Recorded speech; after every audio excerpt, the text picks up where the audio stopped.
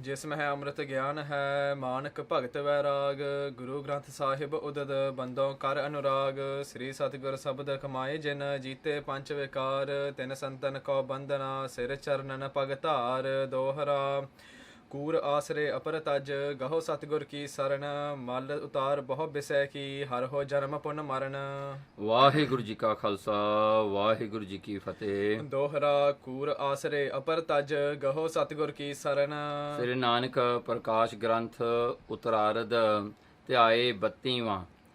ਕਵੀ ਸੰਤੋਖ ਸਿੰਘ ਜੀ ਇਸ ਅਧਿਆਏ ਦੇ ਆਰੰਭ ਦੇ ਵਿੱਚ ਆਪਣੇ ਮਨ ਨੂੰ ਇੱਕ ਉਪਦੇਸ਼ ਦਿੰਦੇ ਹਨ ਕਿ ਕਿਸ ਤਰ੍ਹਾਂ ਆਪਣੇ ਜਿਹੜੇ ਹਨ ਝੂਠ ਦਾ ਜਿਹੜਾ ਆਸਰਾ ਮਨ ਨੇ ਫੜਿਆ ਹੋਇਆ ਹੈ ਇਸ ਨੂੰ ਛੱਡ ਕਰਕੇ ਸਤਿਗੁਰੂ ਦੀ ਸ਼ਰਨ ਲੈਣੀ ਤੇ ਉਸ ਦਾ ਫਾਇਦਾ ਬੈਨੀਫਿਟ ਕੀ ਹੋਵੇਗਾ। ਆਪ ਜੀ ਫਰਮਾਉਂਦੇ ਹਨ। दोहरा कूर आसरे अपर तज। ਕਵੀ ਸੰਤੋਖ ਸਿੰਘ ਜੀ ਕਹਿੰਦੇ ਹਨ, ਹੇ ਮਨਾ ਤੂੰ ਆਪਣੇ ਝੂਠੇ ਆਸਰੇ ਜਿਹੜੇ ਪਕੜੇ ਹੋਏ ਹਨ, ਹੇ ਮਨਾ ਜਿਹੜੇ ਝੂਠੇ ਆਸਰਿਆਂ ਤੇ ਤੂੰ ਜਿਹੜਾ ਹੈ ਆਸਰਾ ਰੱਖੀ ਬੈਠਾ ਹਾਂ, ਇਹ ਜਿਹੜੇ ਝੂਠੇ ਜਿਹੜੇ ਦੁਨਿਆਵੀ ਜੋ ਕਿ ਦੁਨੀਆ ਦੇ ਵਿੱਚ ਜਿਹੜੇ ਹਮੇਸ਼ਾ ਨਹੀਂ ਰਹਿਣ ਵਾਲੇ, ਤੂੰ ਉਹਨਾਂ ਦੇ ਆਸਰੇ ਉਹਨਾਂ ਦੀ ਸਪੋਰਟ ਵਾਸਤੇ ਕਿਉਂ ਆਪਣਾ ਜਿਹੜਾ ਹੈ ਸਾਰਾ ਤੂੰ ਭਰੋਸਾ ਰੱਖੀ ਬੈਠਾ ਹਾਂ। ਇਸ ਕਰਕੇ ਇਹ ਜਿਹੜੇ ਭਰੋਸੇ ਹਨ ਝੂਠੇ ਇਹ ਹਮੇਸ਼ਾ ਨਹੀਂ ਰਹਿਣੇ ਜਿਵੇਂ ਕਿ ਇੱਕ ਦਰਖਤ ਦੀ ਛਾਂ ਹੁੰਦੀ ਹੈ ਉਹ ਬਦਲਦੀ ਹੈ। ਇਸ ਪ੍ਰਕਾਰ ਕਰਕੇ ਤੂੰ ਇਹ ਝੂਠੇ ਆਸਰੇ ਜਿਹੜੇ ਰੱਖੀ ਬੈਠਾ ਹਾਂ ਇਹਨਾਂ ਨੇ ਤੈਨੂੰ ਨਿਰਾਸ਼ ਕਰਨਾ ਹੈ, ਤੈਨੂੰ ਜਿਹੜਾ ਹੈ ਡਿਸਅਪੁਆਇੰਟ ਕਰਨਾ ਹੈ। गहो सतगुर की शरण। ਤੈਨੂੰ ਚਾਹੀਦਾ ਹੈ ਮਨਾ ਕਿ ਤੂੰ ਸਤਿਗੁਰਾਂ ਦੀ ਸ਼ਰਨ ਨੂੰ ਗ੍ਰਹਿਣ ਕਰ, ਸਤਿਗੁਰਾਂ ਦੀ ਸ਼ਰਨ ਨੂੰ ਤੂੰ ਪਕੜਨਾ ਕਰ। ਜਿਹੜੀ ਗੁਰੂ ਸਤਿਗੁਰੂ ਦੀ ਜੋ ਸ਼ਰਨ ਹੈ ਹਮੇਸ਼ਾ ਰਹਿਣ ਵਾਲੀ ਹੈ, ਉਹ ਨਾ ਮਿਟਣ ਵਾਲੀ ਹੈ, ਜਿਉਂਦਿਆਂ ਜੀ ਵੀ ਸੁਖ ਦਿੰਦੀ ਹੈ, ਮਰ ਕੇ ਵੀ ਸੁਖ ਦੇਣ ਵਾਲੀ ਹੈ। मल उतार बहु बिसै की। ਪਰ ਇਹ ਜਿਹੜੀ ਹੈ ਗੁਰੂ ਦੀ ਸ਼ਰਨ ਲੈਣ ਵਾਸਤੇ ਆਪਾਂ ਮਨਾ ਤੈਨੂੰ ਕੀ ਕਰਨਾ ਚਾਹੀਦਾ ਹੈ।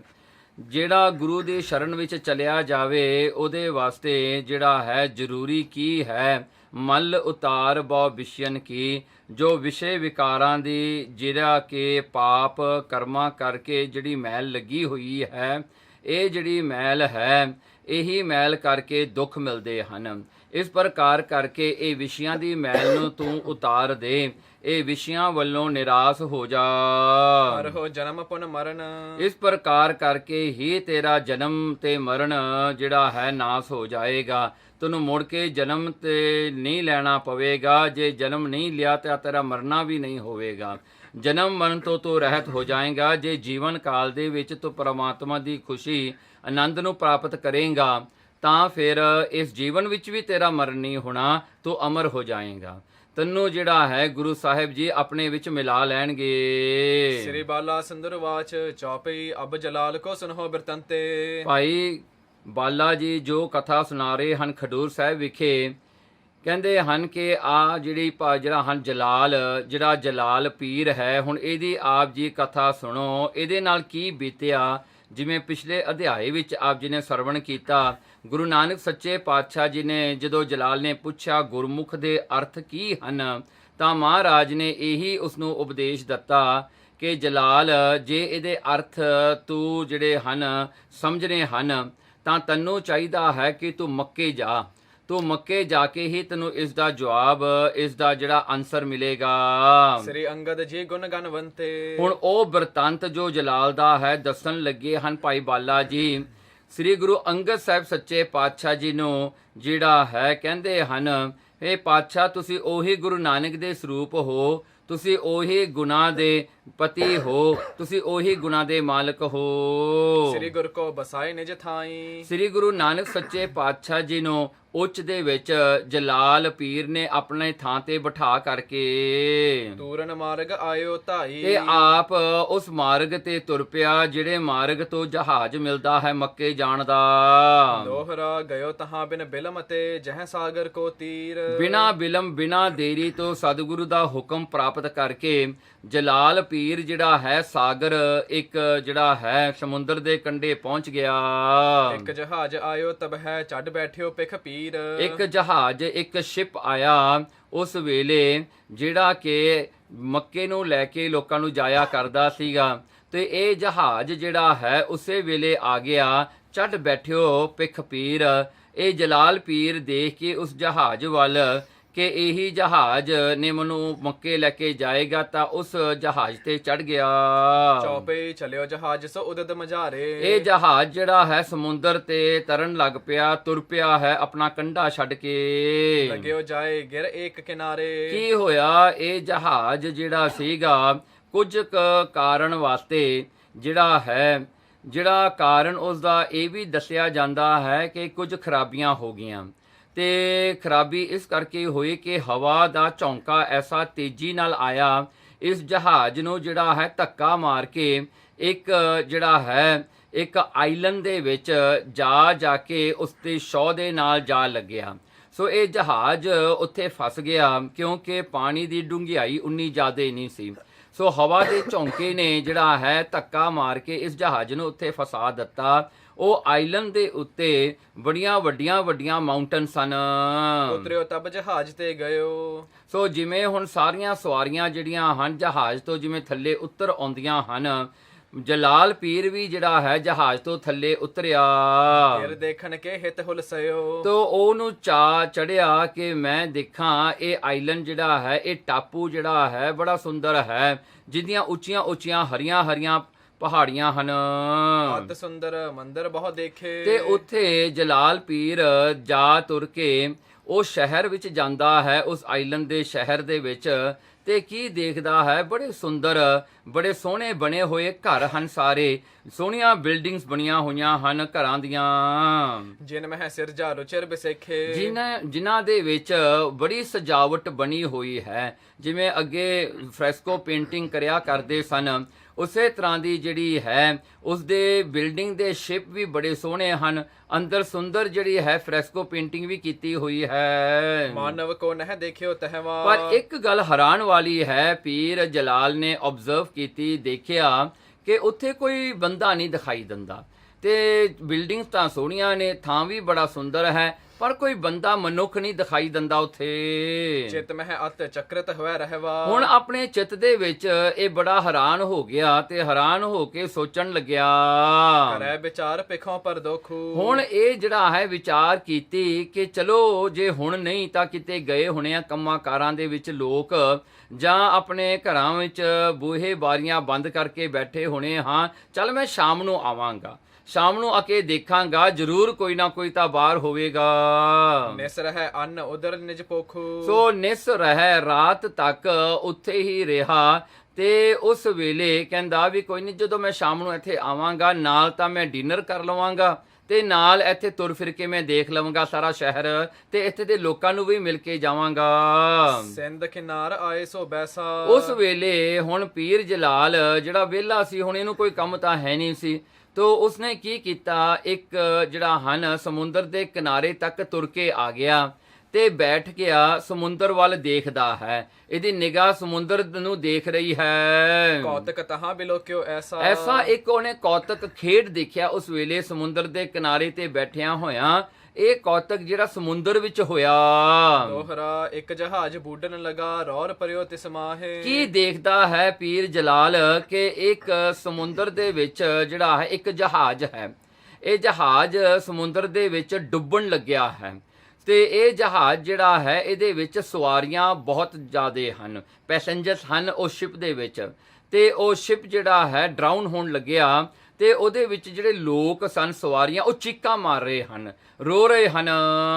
ਪੀਰ ਤੀਰ ਬੈਸਿਓ ਸੁਣਿਓ ਬਹੁਤ ਲੋਕ ਬਿਲ ਲਾਹੇ। ਤੇ ਇਹ ਪੀਰ ਜਿਹੜਾ ਕੰਢੇ ਤੇ ਬੈਠਾ ਸਮੁੰਦਰ ਦੇ, ਇਹ ਦੇਖਦਾ ਤੇ ਇਹਦੇ ਅੱਖਾਂ ਦੇ ਸਾਹਮਣੇ ਜਹਾਜ਼ ਡੁੱਬ ਰਿਹਾ ਹੈ, ਤੇ ਕੰਨਾਂ ਵਿੱਚ ਉਹਨਾਂ ਦੀ ਰੋਣ ਕਰਲਾਉਣ ਦੀ ਆਵਾਜ਼ ਪੈ ਰਹੀ ਹੈ। ਚੌਪੇ ਤਬਹਿ ਜਲਾਲ ਖੁਦਾਏ ਅਗਾਰੀ। ਉਸ ਵੇਲੇ ਇਸ ਜਲਾਲ ਪੀਰ ਜਿਹੜਾ ਕੰਢੇ ਤੇ ਬੈਠਾ ਹੈ, ਇਹਨੇ ਦੋਵੇਂ ਹੱਥ ਚੁੱਕ ਲਏ ਤੇ ਇੱਕ ਦੁਆ ਕੀਤੀ ਪਰਮਾਤਮਾ ਖੁਦਾ ਅੱਗੇ ਕਹਿੰਦਾ ਹੇ ਅੱਲਾ, ਹਾਥ ਬੰਦ ਕੈ ਬਿਨਾ ਉਚਾਰੀ। ਹੱਥ ਬੰਦ ਕਰਕੇ ਵੀ ਇਹਨੇ ਜਿਹੜੀ ਹੈ ਦੁਆ ਕੀਤੀ ਕਿ ਹੇ ਸੱਚ ਜਿਹੜਾ ਹੈ ਹੇ ਖੁਦਾ, ਦੇਸ ਵਿਦੇਸ ਲੋਕ ਇਸ ਮਾਹੀ। ਦੇਖੋ ਹੇ ਖੁਦਾ, ਇਸ ਜਹਾਜ਼ ਦੇ ਵਿੱਚ ਦੇਸ਼ਾਂ ਪਰਦੇਸਾਂ ਤੋਂ ਲੋਕ ਇਕੱਠੇ ਹੋ ਕੇ ਚੜੇ ਹੋਏ ਹਨ, ਬੜੇ ਦੂਰੋਂ ਨੇੜਿਓਂ ਲੋਕ ਇਕੱਠੇ ਹੋਏ ਹਨ, ਤੇ ਇੱਕ ਦੇਸ਼ ਦੇ ਲੋਕ ਨਹੀਂ, ਬੜੇ ਦੇਸ਼ਾਂ ਤੋਂ ਲੋਕ ਇਸ ਜਹਾਜ਼ ਤੇ ਇਕੱਠੇ ਬੈਠੇ ਸਨ। ਸੁਤ ਬਨਤਾ ਤਜ ਬਨਜ ਕਰਾਹੀ। ਦੇਖੋ ਕਈ ਇਹਨਾਂ ਦੇ ਵਿੱਚੋਂ ਆਪਣੇ ਧੀ ਪੁੱਤਰਾਂ ਨੂੰ ਘਰ ਵਿੱਚ ਛੱਡ ਕੇ ਤੇ ਇਹ ਜਹਾਜ਼ ਤੇ ਚੜੇ ਹਨ ਵਣਜ ਟ੍ਰੇਡਿੰਗ ਵਾਸਤੇ, ਟ੍ਰੇਡ ਕਰਨ ਵਾਸਤੇ, ਕੁਝ ਕੁ ਸਮਾਨ ਆਪਣੇ ਮੁਲਕ ਦਾ, ਆਪਣੀ ਕੰਟਰੀ ਦਾ ਦੂਜੀ ਕੰਟਰੀ 'ਚ ਵੇਚਣ ਚੱਲੇ ਹਨ।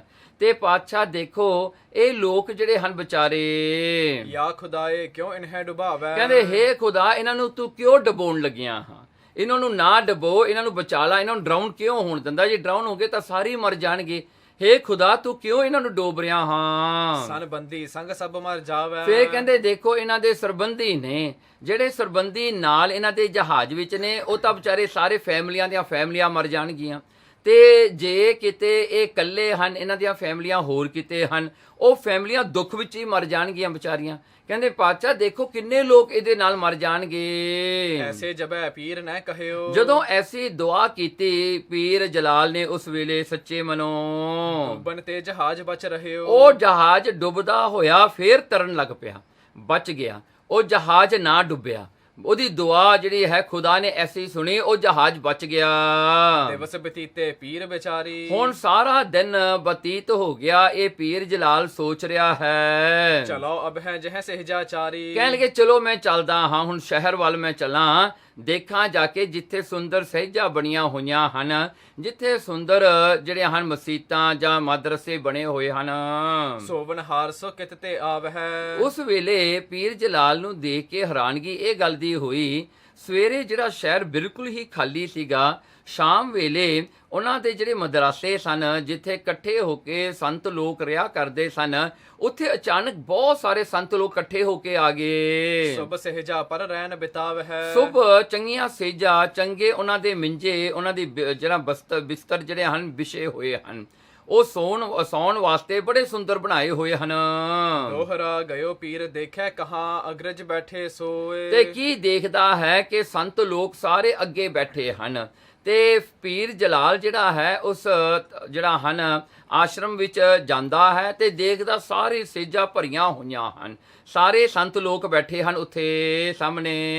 ਇੱਕ ਸੰਤ ਕੇ ਨਿਕਟ ਤਬ ਬੈਠਿਓ ਦੀਨ ਸੋ ਹੋਏ। ਤੇ ਜਲਾਲ ਪੀਰ ਜਿਹੜਾ ਹੈ ਬੜਾ ਦੀਨ ਨਿਮਰਤਾ ਵਿੱਚ ਹੋ ਕੇ ਇੱਕ ਸੰਤ ਦੇ ਕੋਲ ਜਾ ਬੈਠਿਆ ਉੱਥੇ। ਚੌਪੇ ਕੁਦਰਤ ਕੋ ਆਹਾਰ ਤਿਨ ਆਇਓ। ਕੀ ਹੋਇਆ? ਕਹਿੰਦੇ ਦੇਖੋ ਇੱਕ ਅਜ਼ਮਤ ਵਾਲੀ ਗੱਲ ਹੈ, ਤੇ ਅਜ਼ਮਤ ਵਾਲੀ ਗੱਲ ਤਾਂ ਇਹ ਹੋਈ ਕਿ ਉਹਨਾਂ ਦੇ ਅੱਗੇ ਕਹਿੰਦੇ ਅਸਮਾਨ ਤੋਂ ਭੋਜਨ ਆਉਂਦਾ ਹੈ, ਆਪਣੇ ਆਪ ਭੋਜਨ ਉਹਨਾਂ ਨੂੰ ਬਣਿਆ ਬਣਾਇਆ ਸਾਰੇ ਹੀ ਸੰਤ ਜਨਾਂ ਦੇ ਸਾਹਮਣੇ ਆ ਜਾਂਦਾ ਹੈ, ਸਾਰਿਆਂ ਨੂੰ ਭੋਜਨ ਮਿਲਦਾ ਹੈ।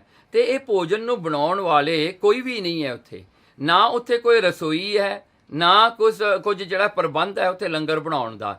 ਤੇ ਅਚਾਨਕ ਹੀ ਜਦੋਂ ਖਾਣ ਦਾ ਸਮਾਂ ਆਇਆ ਤਾਂ ਭੋਜਨ ਪਰੋਸਿਆ ਹੋਇਆ ਹਰ ਇੱਕ ਸੰਤ ਦੇ ਸਾਹਮਣੇ ਕੁਦਰਤੀ ਤੌਰ ਤੇ ਆਪਣੇ ਆਪ ਹੀ ਆ ਜਾਂਦਾ ਹੈ। ਮਧੁਰ ਸਾਧ ਮਧ ਸਮ ਮਨ ਭਾਇਓ। ਤੇ ਪੀਰ ਜਲਾਲ ਦੇਖਦਾ ਉਹਨਾਂ ਦੀਆਂ ਥਾਲੀਆਂ ਵੱਲ, ਤੇ ਥਾਲੀਆਂ ਵੱਲ ਦੇਖ ਕੇ ਕਿ ਉਹਨਾਂ ਦੇ ਥਾਲੀਆਂ ਦੇ ਵਿੱਚ ਜਿਹੜੇ ਮਿੱਠੇ ਭੋਜਨ ਵੀ ਹਨ ਬੜੇ ਸਵਾਦਲੇ, ਤੇ ਨਾਲ ਜਿੰਨੇ ਵੀ ਜਿਹੜਾ ਭੋਜਨ ਹੈ ਦੂਜਾ 36 ਪ੍ਰਕਾਰ ਦੇ ਜਿਹੜੇ ਰਸ ਵਾਲੇ ਉਹ ਭੋਜਨ ਹਨ ਸਾਰਿਆਂ ਦੀਆਂ ਥਾਲੀਆਂ ਵਿੱਚ।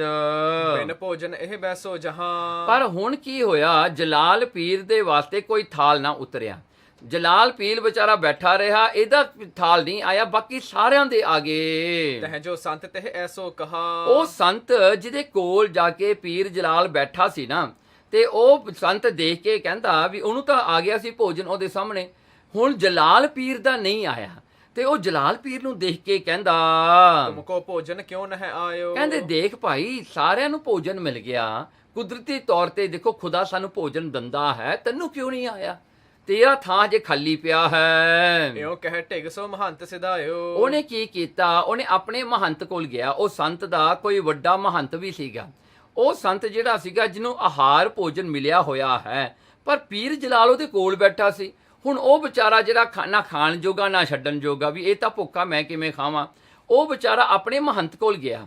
ਆਪਣੇ ਮਹੰਤ ਕੋਲ ਜਾ ਕੇ ਪੁੱਛਣ ਵਾਸਤੇ ਗਿਆ। ਕਹਿਓ ਜਾਏ ਤਿਨ ਹਮਰੇ ਤੀਰ। ਉਹਨੇ ਜਾ ਕੇ ਆਪਣੇ ਮਹੰਤ ਨੂੰ, ਉਹ ਸੰਤ ਨੇ ਪੁੱਛਿਆ ਜਾ ਕੇ ਕਿ ਮੇਰੇ ਕੋਲ ਬੈਠਿਓ ਆਏ ਸੋ ਏਕ ਫਕੀਰ। ਮੇਰੇ ਕੋਲ ਇੱਕ ਫਕੀਰ ਆ ਕੇ ਬੈਠ ਗਿਆ ਇਹ ਹੈ। ਆਹਾਰ ਨਹਿ ਆਇਓ ਸੁਆਮੀ। ਹੇ ਸੁਆਮੀ, ਸਾਰਿਆਂ ਨੂੰ ਭੋਜਨ ਮਿਲ ਗਿਆ, ਉਹਨੂੰ ਕਿਉਂ ਨਾ ਮਿਲਿਆ? ਬੰਦਾ ਤਾਂ ਲੱਗਦਾ ਕੋਈ ਪੀਰ ਹੈ, ਚੋਲਾ ਪਹਿਨਿਆ ਹੋਇਆ ਹੈ, ਸੁੰਦਰ ਸਰੂਪ ਹੈ ਉਸਦਾ, ਤੇ ਉਹਨੂੰ ਕਿਉਂ ਨਹੀਂ ਭੋਜਨ ਮਿਲਿਆ? ਤਿਸ ਬਿਨ ਹਮਕੋ ਖਾਵਨ ਖਾਮੀ। ਹੁਣ ਕਹਿੰਦੇ ਜੇ ਉਹ ਨਹੀਂ ਖਾਏਗਾ, ਮੈਂ ਉਹਦੇ ਸਾਹਮਣੇ ਬਹਿ ਕੇ ਕਿਵੇਂ ਖਾ ਸਕਦਾ ਹਾਂ? ਖਾਮੀ ਆ ਨਾ। ਕਹਿੰਦੇ ਉਹ ਜਿਹੜਾ ਹੈ ਫਿਰ ਗੱਲ ਚੰਗੀ ਬਣਦੀ ਨਹੀਂ ਗੀ।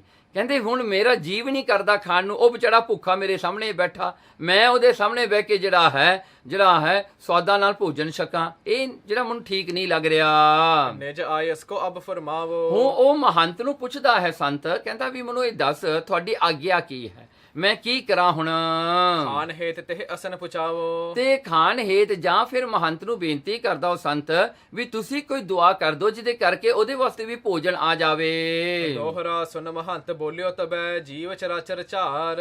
ਉਸ ਵੇਲੇ ਉਹ ਮਹੰਤ ਉਹ ਸੰਤ ਨੂੰ ਸਮਝਾਉਂਦਾ ਹੈ, ਕਹਿੰਦਾ ਦੇਖ ਭਾਈ, ਕਹਿੰਦੇ ਜੀਵ ਜਿਹੜਾ ਹੈ ਨਾ, ਜੀਵ ਜਿਹੜਾ ਹੈ ਜੀਵ ਤੇ ਜਿੰਨੀ ਵੀ ਜੜ ਤੇ ਜਿਹੜਾ ਹਨ ਚੇਤਨ ਸ੍ਰਿਸ਼ਟੀ ਹੈ, ਚਰਾਚਰ ਹੁੰਦੀ ਹੈ ਜੜ ਤੇ ਚੇਤਨ। ਸੋ ਜੜ ਤੇ ਚੇਤਨ ਜਿੰਨੀ ਵੀ ਸ੍ਰਿਸ਼ਟੀ ਹੈ, ਅਨਐਨੀਮੇਟਡ ਤੇ ਐਨੀਮੇਟਡ ਜਿਹੜੀ ਸ੍ਰਿਸ਼ਟੀ ਹੈ, ਉਹ ਸਾਰੀ ਦੀ ਸਾਰੀ ਸਭ ਕੋ ਪਤ ਕਰ ਤਾਰ ਹੈ, ਦੇਤ ਸਗਲ ਆਹਾਰ। ਸਭ ਕੋ ਸਾਰਿਆਂ ਦਾ ਪਤੀ ਇੱਕੋ ਇੱਕ ਪਰਮਾਤਮਾ ਹੈ, ਚਾਹੇ ਉਹ ਪਹਾੜ ਹਨ, ਚਾਹੇ ਉਹ ਪਸ਼ੂ ਹਨ, ਚਾਹੇ ਉਹ ਇਨਸਾਨ ਹਨ। ਸਾਰਿਆਂ ਦਾ ਪਤੀ ਪਰਮਾਤਮਾ ਇੱਕ ਹੈ, ਉਹਨਾਂ ਨੂੰ ਬਣਾਉਣ ਵਾਲਾ ਵੀ ਉਹੀ ਇੱਕ ਪਰਮਾਤਮਾ ਹੀ ਹੈ। ਕਹਿੰਦੇ ਇਸ ਕਰਕੇ ਉਹ ਪਰਮਾਤਮਾ ਸਾਰਿਆਂ ਨੂੰ ਭੋਜਨ ਦਿੰਦਾ ਹੈ। ਚੌਪੇ ਸਦਾ ਅਭੂਲ ਜਾਣੀਏ ਸੋ। ਸਦਾ ਹੀ ਅਭੁੱਲ ਹੈ, ਪਰਮਾਤਮਾ ਕਿਤੇ ਵੀ ਭੁੱਲ ਨਹੀਂ ਕਰਦਾ, ਪਰਮਾਤਮਾ ਕਿਤੇ ਵੀ ਕਿਸੇ ਨੂੰ ਭੁੱਲਦਾ ਨਹੀਂ, ਪਰਮਾਤਮਾ ਫੋਰਗੇਟਫੁਲ ਨਹੀਂ ਹੈਗਾ। ਪਰਮਾਤਮਾ ਜਿਹੜਾ ਹੈ ਸਾਰਿਆਂ ਨੂੰ ਜਾਣਦਾ ਹੈ, ਸਾਰਿਆਂ ਨੂੰ ਉਹ ਚੰਗੀ ਤਰ੍ਹਾਂ ਜਾਣਨ ਕਰਕੇ ਉਹ ਅਭੁੱਲ ਹੈ, ਉਹ ਅਭੁੱਲ ਕਰਤਾਰ ਹੈ, ਉਹ ਭੁੱਲਦਾ ਨਹੀਂ ਕਿਤੇ ਵੀ, ਕਿਸੇ ਨੂੰ ਨਹੀਂ ਭੁਲਾਉਂਦਾ, ਸਾਰਿਆਂ ਦੇ ਵਿੱਚ ਵਸਣ ਵਾਲਾ ਹੈ। ਇਸਕੇ ਬਿਖੇ ਅਵਗਿਆ ਕੋ। ਇਹ ਜ਼ਰੂਰ ਤੇਰੇ ਕੋਲ ਜਿਹੜਾ ਪੀਰ ਆਇਆ ਬੈਠਾ ਹੈ ਨਾ, ਉਹਦੇ ਕੋਲ ਕੋਈ ਪਾਪ ਹੋਇਆ ਹੋਗਾ ਜਿਹਦੇ ਕਰਕੇ ਉਹਨੂੰ ਭੋਜਨ ਨਹੀਂ ਮਿਲਿਆ। ਕਿਉਂ ਚਿੰਤਾ ਤੂੰ ਮਨ ਮਹਿ ਠਾਨੇ। ਤੂੰ ਕਿਉਂ ਚਿੰਤਾ ਕਰ ਰਿਹਾ ਹਾਂ, ਤੂੰ ਕਿਉਂ ਫਿਕਰ ਕਰ ਰਿਹਾ ਹਾਂ? ਉਹ ਪਰਮਾਤਮਾ ਤੇ ਛੱਡ ਦੇ ਨਾ, ਉਹ ਖੁਦਾ ਨਹੀਂ ਦੇਣਾ ਸਾਰਿਆਂ ਨੂੰ। ਦੇਨਹਾਰ ਤੋਂ ਨਹਿ ਅਨਜਾਣੇ। ਕਹਿੰਦੇ ਕਿ ਉਹ ਦੇਨਹਾਰ ਪਰਮਾਤਮਾ ਅਣਜਾਣ ਨਹੀਂ ਹੈ, ਉਹਨੂੰ ਸਾਰੀਆਂ ਗੱਲਾਂ ਦਾ ਪਤਾ ਹੈ, ਉਹ ਜਾਣੀ ਜਾਣ ਹੈ। ਪਰਮਾਤਮਾ ਸਭ ਕੁਝ ਜਾਣਦਾ ਹੈ। ਇਹ ਤਾਂ ਨਹੀਂ ਨਾ ਵੀ ਅਣਜਾਣ ਆ ਵੀ ਆਪਾਂ ਉਹਨੂੰ ਯਾਦ ਕਰਾ ਦਈਏ ਵੀ ਮਹਾਰਾਜ ਹੈ ਖੁਦਾ, ਇਹ ਬੰਦਾ ਇੱਕ ਰਹਿ ਗਿਆ, ਇਹਨੂੰ ਵੀ ਭੋਜਨ ਦੇ ਦੇ। ਕਹਿੰਦੇ ਪਰਮਾਤਮਾ ਤਾਂ ਜਾਣੀ ਜਾਣਨੇ, ਉਹ ਤਾਂ ਜਾਣਦੇ ਨੇ ਸਾਰੇ ਆ। ਤੁਮ ਟਿਗ ਆਇਓ ਖਈਆ ਜਾਏ। ਹਾਂ, ਕਹਿਣਗੇ ਜੋ ਤੇਰੇ ਕੋਲ ਭੋਜਨ ਆ ਗਿਆ, ਉਹ ਸੰਤ ਨੂੰ ਉਹਦਾ ਮਹੰਤ ਕਹਿੰਦਾ ਤੂੰ ਖਾ ਲਾ, ਕਿਉਂਕਿ ਹੁਕਮ ਇਹੀ ਹੈ, ਤੇਰੇ ਵਾਸਤੇ ਆਇਆ, ਤੂੰ ਛਕ ਲਾ ਹੁਣ। ਤੇ ਪਹਿ ਆਵ ਹੈ ਅਸਨ ਸੋ ਖਾਏ। ਹਾਂ, ਜੇ ਉਹਦੇ ਕੋਲ ਆ ਜਾਏਗਾ ਤਾਂ ਉਹ ਖਾ ਲੇਗਾ, ਉਹਦੇ ਹਿੱਸੇ ਦਾ ਜਦੋਂ ਉਹਦੇ ਕੋਲ ਆਉਣਾ ਹੈ ਉਹਨੂੰ ਵੀ ਖਾਣਾ ਪੈਣਾ ਹੈ। ਇਸ ਪ੍ਰਕਾਰ ਕਰਕੇ ਸੁਨ ਮਹੰਤ ਤੇ ਚੱਲ ਪਨ ਆਇਓ। ਉਹ ਸੰਤ ਜਿਹੜਾ ਆਪਣੇ ਮਹੰਤ ਦੀ ਇਹ ਗੱਲ ਸੁਣ ਕੇ ਵਾਪਸ ਆ ਗਿਆ। ਬੈਠਿਓ ਨਿਜ ਭੋਜਨ ਕੋ ਖਾਇਓ। ਉਹਨੇ ਬੈਠ ਕਰਕੇ ਆਪਣਾ ਭੋਜਨ ਛਕ ਲਿਆ ਤੇ ਪੀਰ ਦੇਖਦਾ ਹੀ ਰਹਿ ਗਿਆ ਵਿਚਾਰਾ। ਦੋਹਰਾ ਨਿਸ ਜਲਾਲ ਭੂਖਾ ਰਹਿਓ, ਮਨ ਮਹਿ ਕਰਤ ਵਿਚਾਰ। ਫਿਰ ਸਾਰੀ ਰਾਤ ਜਿਹੜਾ ਹੈ ਪੀਰ ਜਲਾਲ ਜਿਹੜਾ ਵਿਚਾਰਾ ਭੁੱਖਾ ਹੀ ਰਿਹਾ, ਕੁਝ ਨਾ ਇਹਨੂੰ ਖਾਣ ਨੂੰ ਮਿਲਿਆ ਤੇ ਮਨ ਵਿੱਚ ਸਾਰੀ ਰਾਤ ਵਿਚਾਰ ਕਰਦਾ ਰਿਹਾ। ਆਵਤ ਇਹ ਦੇਖੇ ਨਹੀਂ ਜੀਵਤ ਲਿਓ ਨਿਹਾਰ। ਫਿਰ ਇਹ ਕਹਿੰਦਾ ਵੀ ਮੈਂ ਇਹਨਾਂ ਨੂੰ ਕਿਤੋਂ ਵੀ ਆਉਂਦਿਆਂ ਨਹੀਂ ਦੇਖਿਆ, ਕਿਉਂਕਿ ਇੱਕ ਦੋ ਬੰਦੇ ਨਹੀਂ ਸੀ, ਬਹੁਤ ਜ਼ਿਆਦੇ ਸਨ। ਕਹਿੰਦੇ ਮੈਂ ਇਹਨਾਂ ਨੂੰ ਦੇਖਿਆ ਨਹੀਂ, ਕਿੱਥੋਂ ਇਹ ਆਏ ਹਨ। ਤੇ ਕਹਿੰਦੇ ਜੀਵਤ ਲਿਓ ਨਿਹਾਰ, ਕਹਿਣ ਲੱਗੇ ਇਹ ਲੱਗਦੇ ਨਹੀਂ ਵੀ ਕੰਪਲੀਟਲੀ ਮੇਰੇ ਵਰਗੇ ਇਹਨਾਂ ਦੇ ਸਰੀਰ ਹਨ ਜਾਂ ਇਹ ਜਿਉਂਦੇ ਹਨ। ਇਹ ਸੰਤ ਲੋਕ ਕੌਣ ਹਨ? ਉਹ ਸਾਰੀ ਰਾਤ ਬਹਿ ਕੇ ਇਹੀ ਵਿਚਾਰ ਕਰਦਾ ਰਿਹਾ ਵੀ ਨਾ ਇਹਨਾਂ ਨੂੰ ਆਉਂਦਿਆਂ ਦੇਖਿਆ ਤੇ ਇਹਨਾਂ ਦੇ ਸਰੀਰ ਵੀ ਪੂਰੇ ਮਨੁੱਖਾਂ ਵਾਲੇ ਨਹੀਂ ਲੱਗਦੇ। ਚੌਪੇ ਕਿਹ ਮਗ ਚਾਵਹਿ ਕਰਤ ਵਿਚਾਰੇ। ਫਿਰ ਸੋਚਣ ਲੱਗਿਆ, ਕਹਿੰਦਾ ਮੈਂ ਸਾਰੀ ਰਾਤ ਹੁਣ ਜਾਗਦਾ ਰਹਿਣਾ ਹੈ, ਕਿਉਂਕਿ ਮੈਂ ਦੇਖਣਾ ਇਹ ਕਿੱਥੇ ਜਾਂਦੇ ਨੇ, ਕਿਉਂਕਿ ਸਵੇਰੇ ਦਿਸਦੇ ਨਹੀਂ, ਸਿਰਫ ਰਾਤ ਨੂੰ ਆਉਂਦੇ ਨੇ। ਤੇ ਹੁਣ ਜਦੋਂ ਰਾਤ ਜਿਹੜਾ ਸਵੇਰ ਹੋਈ, ਜੇ ਕਿਤੇ ਇਹ ਜਾਣ ਲੱਗੇ ਮੈਂ ਦੇਖਣਾ ਹੈ ਇਹ ਕਿੱਥੇ ਜਾਣਗੇ। ਜਾਗਿਓ ਜਾਮਨ ਨੈਣ ਪਸਾਰੇ। ਸੋ ਅੰਮ੍ਰਿਤ ਵੇਲੇ ਤੱਕ ਅੱਖਾਂ ਖੋਲ ਕੇ ਪੀਰ ਜਲਾਲ ਜਿਹੜਾ ਹੈ ਦੇਖਦਾ ਰਿਹਾ, ਧਿਆਨ ਲਾ ਕੇ ਦੇਖਦਾ ਰਿਹਾ ਸਾਰਿਆਂ ਵੱਲ ਜਿਹੜੇ ਸੁੱਤੇ ਪਏ ਸਨ। ਹੋਵਨ ਲੱਗੀ ਜਬ ਹੈ ਪੁਨ ਭੋਰ, ਜਦੋਂ ਸੂਰਜ ਚੜਨ ਲੱਗਿਆ ਉਸ ਵੇਲੇ ਭੋਰ ਹੋਣ ਲੱਗੀ। ਕੀਨੋ ਆਨ ਗੁੜਾਕਾ ਜੋਰ, ਦੇਖੋ ਸਨਰਾਈਜ਼ ਹੁੰਦਿਆਂ ਤੱਕ ਇਹ ਪੀਰ ਜਲਾਲ ਨੂੰ ਜਿਹੜਾ ਹੈ ਨੀਂਦ ਨੇ ਘੇਰ ਲਿਆ, ਇਹਨੂੰ ਗੂੜੀ ਨੀਂਦ ਆ ਗਈ ਜੀ। ਉਸ ਵੇਲੇ ਸਹਾਰ ਨਾ ਸਕਿਆ ਕਿਉਂਕਿ ਸਾਰੀ ਰਾਤ ਜਾਗਦਾ ਰਿਹਾ। ਗਏ ਸੰਤ ਸੁਧ ਭਈ ਨਾ ਕੋ, ਫਿਰ ਕੀ ਹੋਇਆ, ਜਦੋਂ ਜਲਾਲ ਪੀਰ ਉੱਠਿਆ ਉਹ ਸਾਰੇ ਸੰਤ ਚਲੇ ਗਏ ਤੇ ਵਿਚਾਰਾ ਜਿਹੜੀ ਗੱਲ ਨੂੰ ਡੀਕਦਿਆ ਰਿਹਾ ਸਾਰੀ ਰਾਤ ਵੀ ਮੈਂ ਦੇਖਣਾ ਇਹ ਸੰਤ ਲੋਕ ਕਿੱਧਰ ਨੂੰ ਜਾਂਦੇ ਨੇ। ਜਦੋਂ ਉਹਨਾਂ ਦਾ ਜਾਣ ਦਾ ਸਮਾਂ ਆਇਆ ਉਦੋਂ ਉਹਨੂੰ ਨੀਂਦ ਆ ਗਈ ਤੇ ਵਿਚਾਰਾ ਜਦੋਂ ਉੱਠਿਆ ਉਹ ਸਾਰੀ ਹੀ ਜਿਹੜਾ ਮਦਰਸਾ ਜਿਹੜਾ ਸੀਗਾ ਜਾਂ ਆਸ਼ਰਮ ਜਿਹੜਾ ਸੀ ਸਾਰਾ ਹੀ ਖਾਲੀ ਹੋ ਗਿਆ। ਪਾਛੇ ਤੇ ਬਿਸਮਾਦਿਓ ਸੋ, ਪਿੱਛੋਂ ਉਹ ਬੜਾ ਜਿਹੜਾ ਹਨ ਹੈਰਾਨ ਹੈ ਪੀਰ ਜਲਾਲ। ਦਿਵਸ ਚੜੇ ਸਾਗਰ ਕੇ ਤੀਰ, ਫਿਰ ਦਿਨ ਚੜਿਆ, ਹੁਣ ਪੀਰ ਜਲਾਲ ਜਿਹੜਾ ਵਿਚਾਰਾ ਹੁਣ ਕੀ ਕਰੇ ਉੱਥੇ। ਫੇਰ ਜਾ ਕਰਕੇ ਉਸ ਸਮੁੰਦਰ ਦੇ ਕਿਨਾਰੇ ਤੇ ਬੈਠ ਗਿਆ। ਬੈਠਿਓ ਪਿਖੈ ਤਮਾਸੋ ਪੀਰ, ਹੁਣ ਉੱਥੇ ਬੈਠਿਆਂ ਹੋਇਆਂ ਅੱਜ ਸਮੁੰਦਰ ਦੇ ਵਿੱਚ ਇੱਕ ਹੋਰ ਤਮਾਸ਼ਾ ਦੇਖਿਆ। ਹੋਵਤ ਬਰਖਾ ਸਾਗਰ ਮਾਹੀ, ਕੀ ਦੇਖਦਾ ਹੈ ਇਹ ਪੀਰ ਜਲਾਲ ਕਿ ਸਮੁੰਦਰ ਦੇ ਵਿੱਚ ਮੀਂਹ ਪੈ ਰਿਹਾ ਹੈ। ਸੋ ਬੜਾ ਮੀਂਹ ਪੈ ਰਿਹਾ ਹੈ, ਜਿਹੜਾ ਹੈ ਡਾਊਨਫਾਲ ਹੋ ਰਹੀ ਹੈ, ਬੜਾ ਪਾਣੀ ਜਿਹੜਾ ਹੈ ਜਿਹੜਾ ਆਕਾਸ਼ ਤੋਂ ਸਮੁੰਦਰ ਵਿੱਚ ਮੀਂਹ ਵਰਸ ਰਿਹਾ ਹੈ। ਅਨਤ ਥਾਨ ਦੇਖੈ ਤਬ ਨਾਹੀ, ਤੇ ਹੋਰ ਥਾਂ ਦੇਖਦਾ ਹੈ ਪੀਰ ਜਲਾਲ ਕਿ ਥਾਂ ਜਿਹੜੇ ਸੁੱਕੇ ਪਏ ਹਨ, ਕਈ ਮਿੱਟੀ ਦੇ ਜਿਹੜੇ ਹਨ, ਕਈ ਧਰਤੀ ਕਰੈਕ ਹੋਈ ਪਈ ਹੈ ਜਿਹਦੇ ਵਿੱਚ ਪਾਣੀ ਨਹੀਂ ਹੈਗਾ।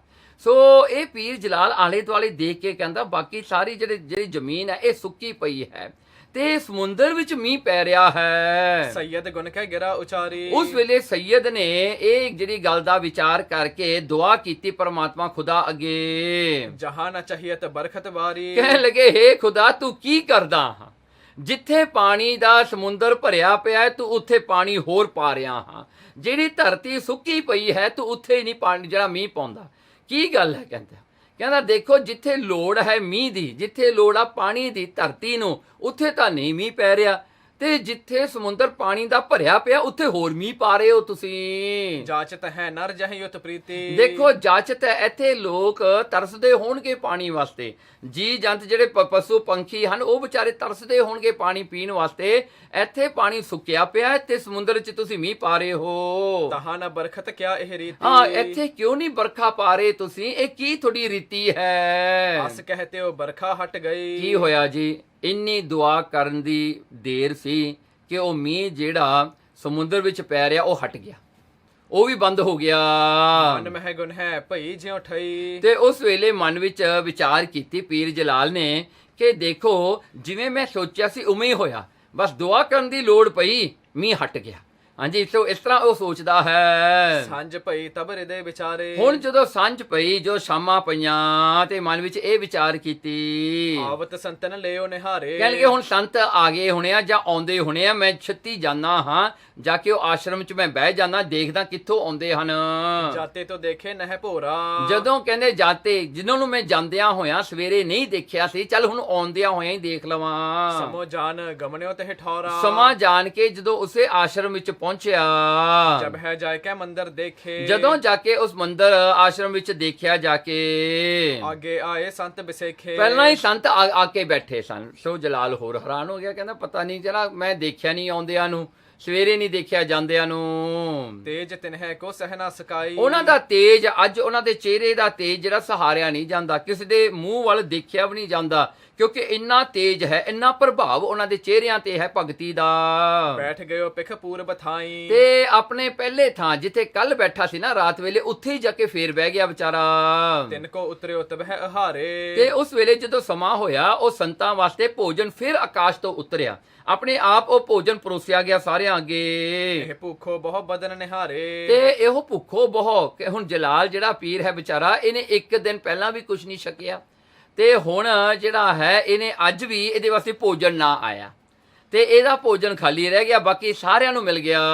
ਜਿਹੇ ਟਿਕ ਬੈਠਿਓ ਹੋਇਆ ਛੁਦਵੰਤਾ, ਜਿਹਦੇ ਕੋਲ ਇਹ ਬੈਠਾ ਸੀ ਨਾ, ਜਿਹੜਾ ਸੰਤ ਜਾਂ ਕੱਲ ਸੀਗਾ, ਉਹਦੇ ਕੋਲ ਫੇਰ ਜਾ ਕੇ ਬੈਠਾ ਸੀ ਪੀਰ ਜਲਾਲ, ਕਿਉਂਕਿ ਉਹੀ ਥਾਂ ਤੇ ਬੈਠਾ ਸੀ।